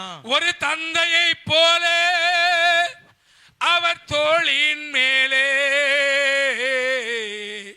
தூக்கி சுமந்திடுவார். என் இயேசு தூக்கி சுமந்திடுவார். ஒரு தந்தையை போல அவர் தோளின் மேலே என்னை தூக்கி சுமந்திடுவார். என் இயேசு தூக்கி சுமந்திடுவார். துணையாக நின்றிடுவார். உன் துயரெல்லாம் துடைத்திடுவார். துணையாக நின்றிடுவார். உன் துயரெல்லாம் துடைத்திடுவார். ஒரு தந்தையை போல கைத்தடுமல்ல என் தோளின் மேலே என்னை தூக்கி சுமந்திடுவார். என் இயேசு தூக்கி சுமந்திடுவார். மனிதன் அன்பு மாறி போனதோ, மனிதா நீ சோர்ந்து போனாயோ, மனிதன் அன்பு மாறி போனதோ, மனிதா நீ சோர்ந்து போனாயோ, உன்னை மீட்க தன்னை தந்தவர் இயேசு, உன்னை மீட்க தன்னை தந்தவர். அவர் ஒருபோதும் மாறிட மாட்டார். அவர் ஒருபோதும் மாறிட மாட்டார். ஒரு தந்தையை போலே அவர் தோளின் மேலே என்னை தூக்கி சுமக்கிறாமே. ஆண்டவர் தூக்கி சுமக்கிறவர். அவரை உங்களை சுமக்கிறவர், உங்கள் தேவையை சந்திக்கிறவர், ஆசீர்வதிக்கிறவர். தூக்கி சுமந்திடுவார். மனிதன் அன்பு மாறி போனதோ, மனிதா நீ சோர்ந்து போனாயோ, மனிதன் அன்பு மாறி போனதோ, மனிதா நீ சோர்ந்து போனாயோ, உன்னை மீட்க தன்னை தந்தவர் இயேசு, உன்னை மீட்க தன்னை தந்தவர்.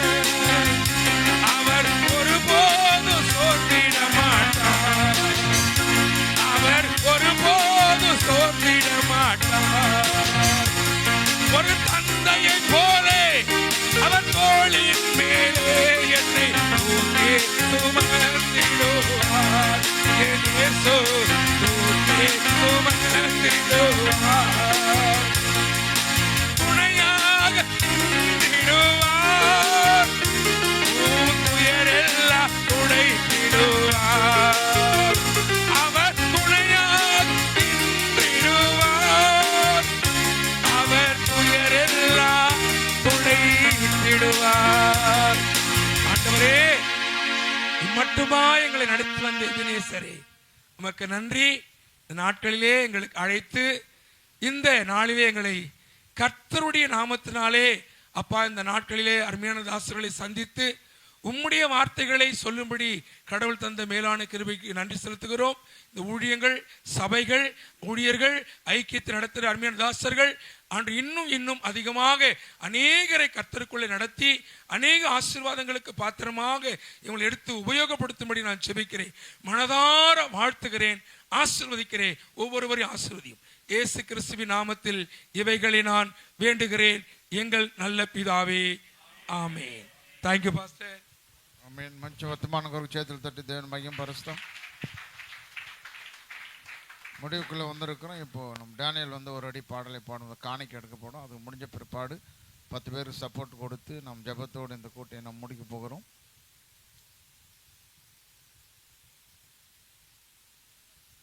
காணிக்கை எடுக்கிறவங்க வாங்க, காணிக்கை பாட்டு பாடுறவங்க வாங்க.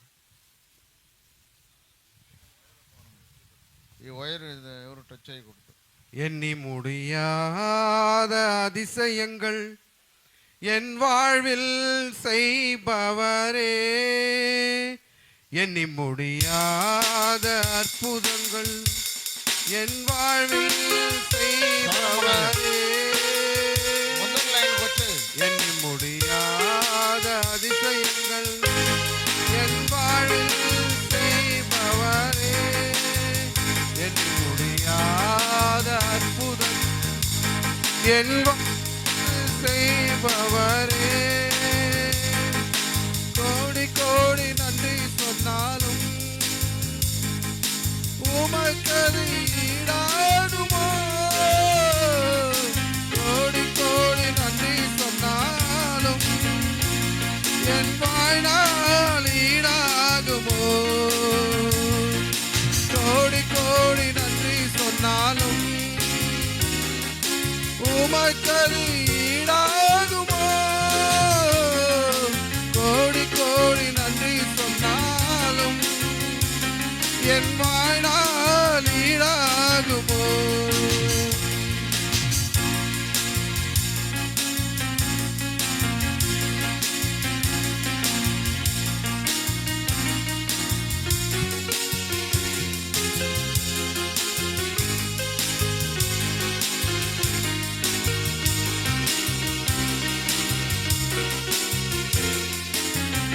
ஏற்ற வேளையிலும் வாக்குகள் தந்து என்னை சோர்ந்திடாமல் காத்ததை எண்ணி பாடுவேன். சோர்ந்திட்ட வேளையிலும் கிருபைகள் தந்து என்னை வீழ்ந்திடாமல் காத்ததை போற்றி பாடுவேன்.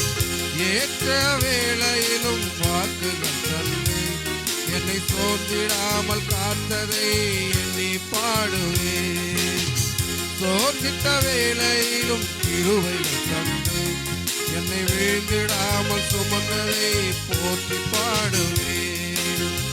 இடைவிடாமல் காத்தீரையா, உந்தன் வார்த்தைகளால் நடத்தினீரையா, இடைவிடாமல் காத்தீரையா, உந்தன் வார்த்தைகளால் நடத்தினீரையா, கோடி கோடி நன்றி சொன்னாலும் உமக்கது ஈடாகுமோ, கோடி கோடி நன்றி சொன்னாலும் என் வாழ்நாள் ஈடாகுமோ, கோடி கோடி நன்றி சொன்னாலும் உமக்கது ஈடாகுமோ, கோடி கோடி நன்றி சொன்னாலும் என் வாழ்நாள் ஈடாகுமோ.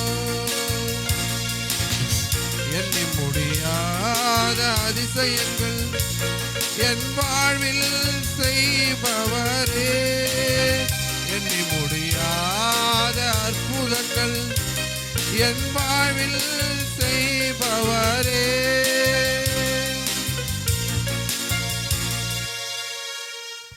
ஹல்லேலூயா. இப்போ 10 பேருக்கு நம்ம ஒவ்வொரு மாதமும் நம்ம ஹெல்ப் பண்ணுறோம்.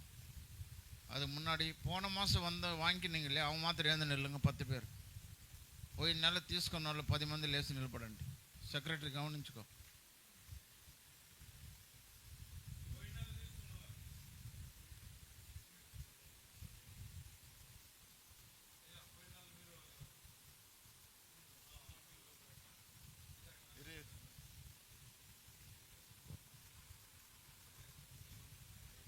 ஆஃப் பண்ணுறேன், நான் சொல்லும் போது ஆன் பண்ணு.